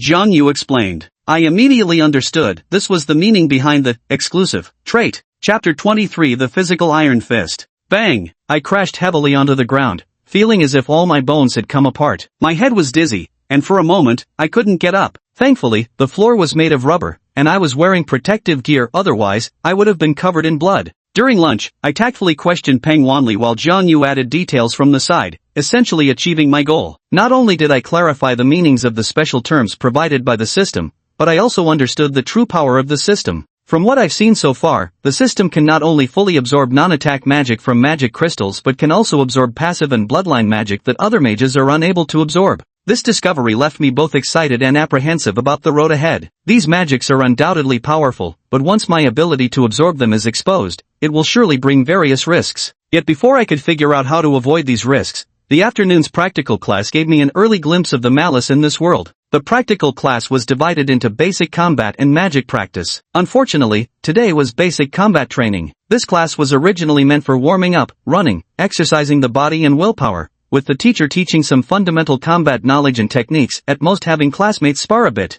But in our small group, there was a combat champion named Wang Jiang. He said the class was boring and wanted to give us special training. Except for Jiang Yu, everyone else opposed the idea. But the objections from the three of us were useless against his overwhelming force. In the end, the vote was 3-1, we lost to him. So Wang Jiang led us away from the main class group to a corner of the gymnasium for special combat training. The teacher didn't object. Clearly, Wang Jiang had done this more than once or twice. Besides, the teacher knew Wang Jiang's strength. Without magic, in pure combat, he was no match for Wang Jiang at all. When the training began, Wang Jiang asked who would go first. Qi Xiaohao and Hu Lili tacitly stepped back in unison, leaving me, muddled and confused, to step onto the field first by default. On the second day after crossing over, I experienced for the first time the physical magic of mages in this world, the Iron Fist. In my previous life, I'd been in schoolyard fights too, known for my ruthlessness, even gaining some reputation among local troublemakers. I planned to just go through the motions to maintain my persona, since the original owner of this body wasn't a combat expert. But after being effortlessly crushed twice by Wang Jiang, I got pissed off and started fighting back seriously. Yet even at full strength, the situation didn't improve. I just got knocked down faster and took a couple extra hits for getting up too quickly. The Wang Jiang wasn't just mindlessly beating us. During the bouts, he'd pinpoint our flaws with precision, genuinely seeming to want to teach us combat techniques. At least that's how it appeared on the surface. Old Wang, that's going too far. We're brothers. Why so ruthless? Qi Xiaohao looked unnerved seeing me knocked down repeatedly,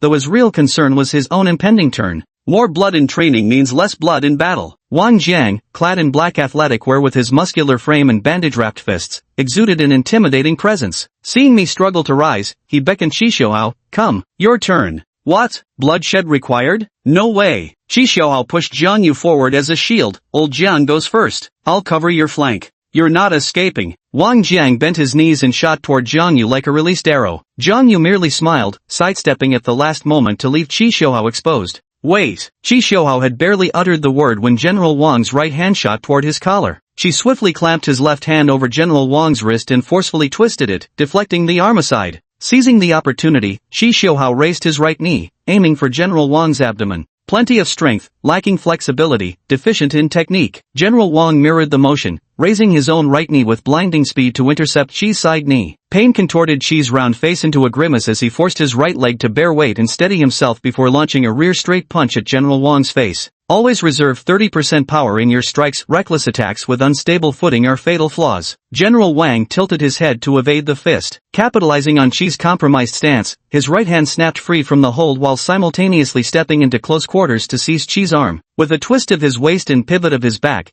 he executed a textbook shoulder throw. Qi Xiaohao soared high and came crashing down. Boom! Just as I regained my balance and stood up, I heard a sound even heavier than my own fall, feeling the floor tremble 3 times under the impact. Chubby, you've put on weight again. Watch out for the 3 highs. Wang Jiang turned and casually clapped his hands, not forgetting to remind him. Qi Xiaohao clutched his knees, rubbing them as he rolled on the ground with utter despair. Having dealt with Qi Xiaohao, Wang Jiang turned to Jiang Yu. Care for a match? Jiang Yu shook his head. Forget it, this place isn't exciting enough. Fair enough, so we're going all out at the training center tomorrow? Wang Jiang suggested. Deal, Jiang Yu agreed. The king nodded in satisfaction, turning his gaze to the last remaining Hulili. No, thank you, these past few days haven't been the right time for me, Hulili said with a bashful blush, fidgeting timidly. The king let out a hearty laugh, ignoring her excuses, and planted his feet firmly apart. Same as usual, I'll give you 30 seconds.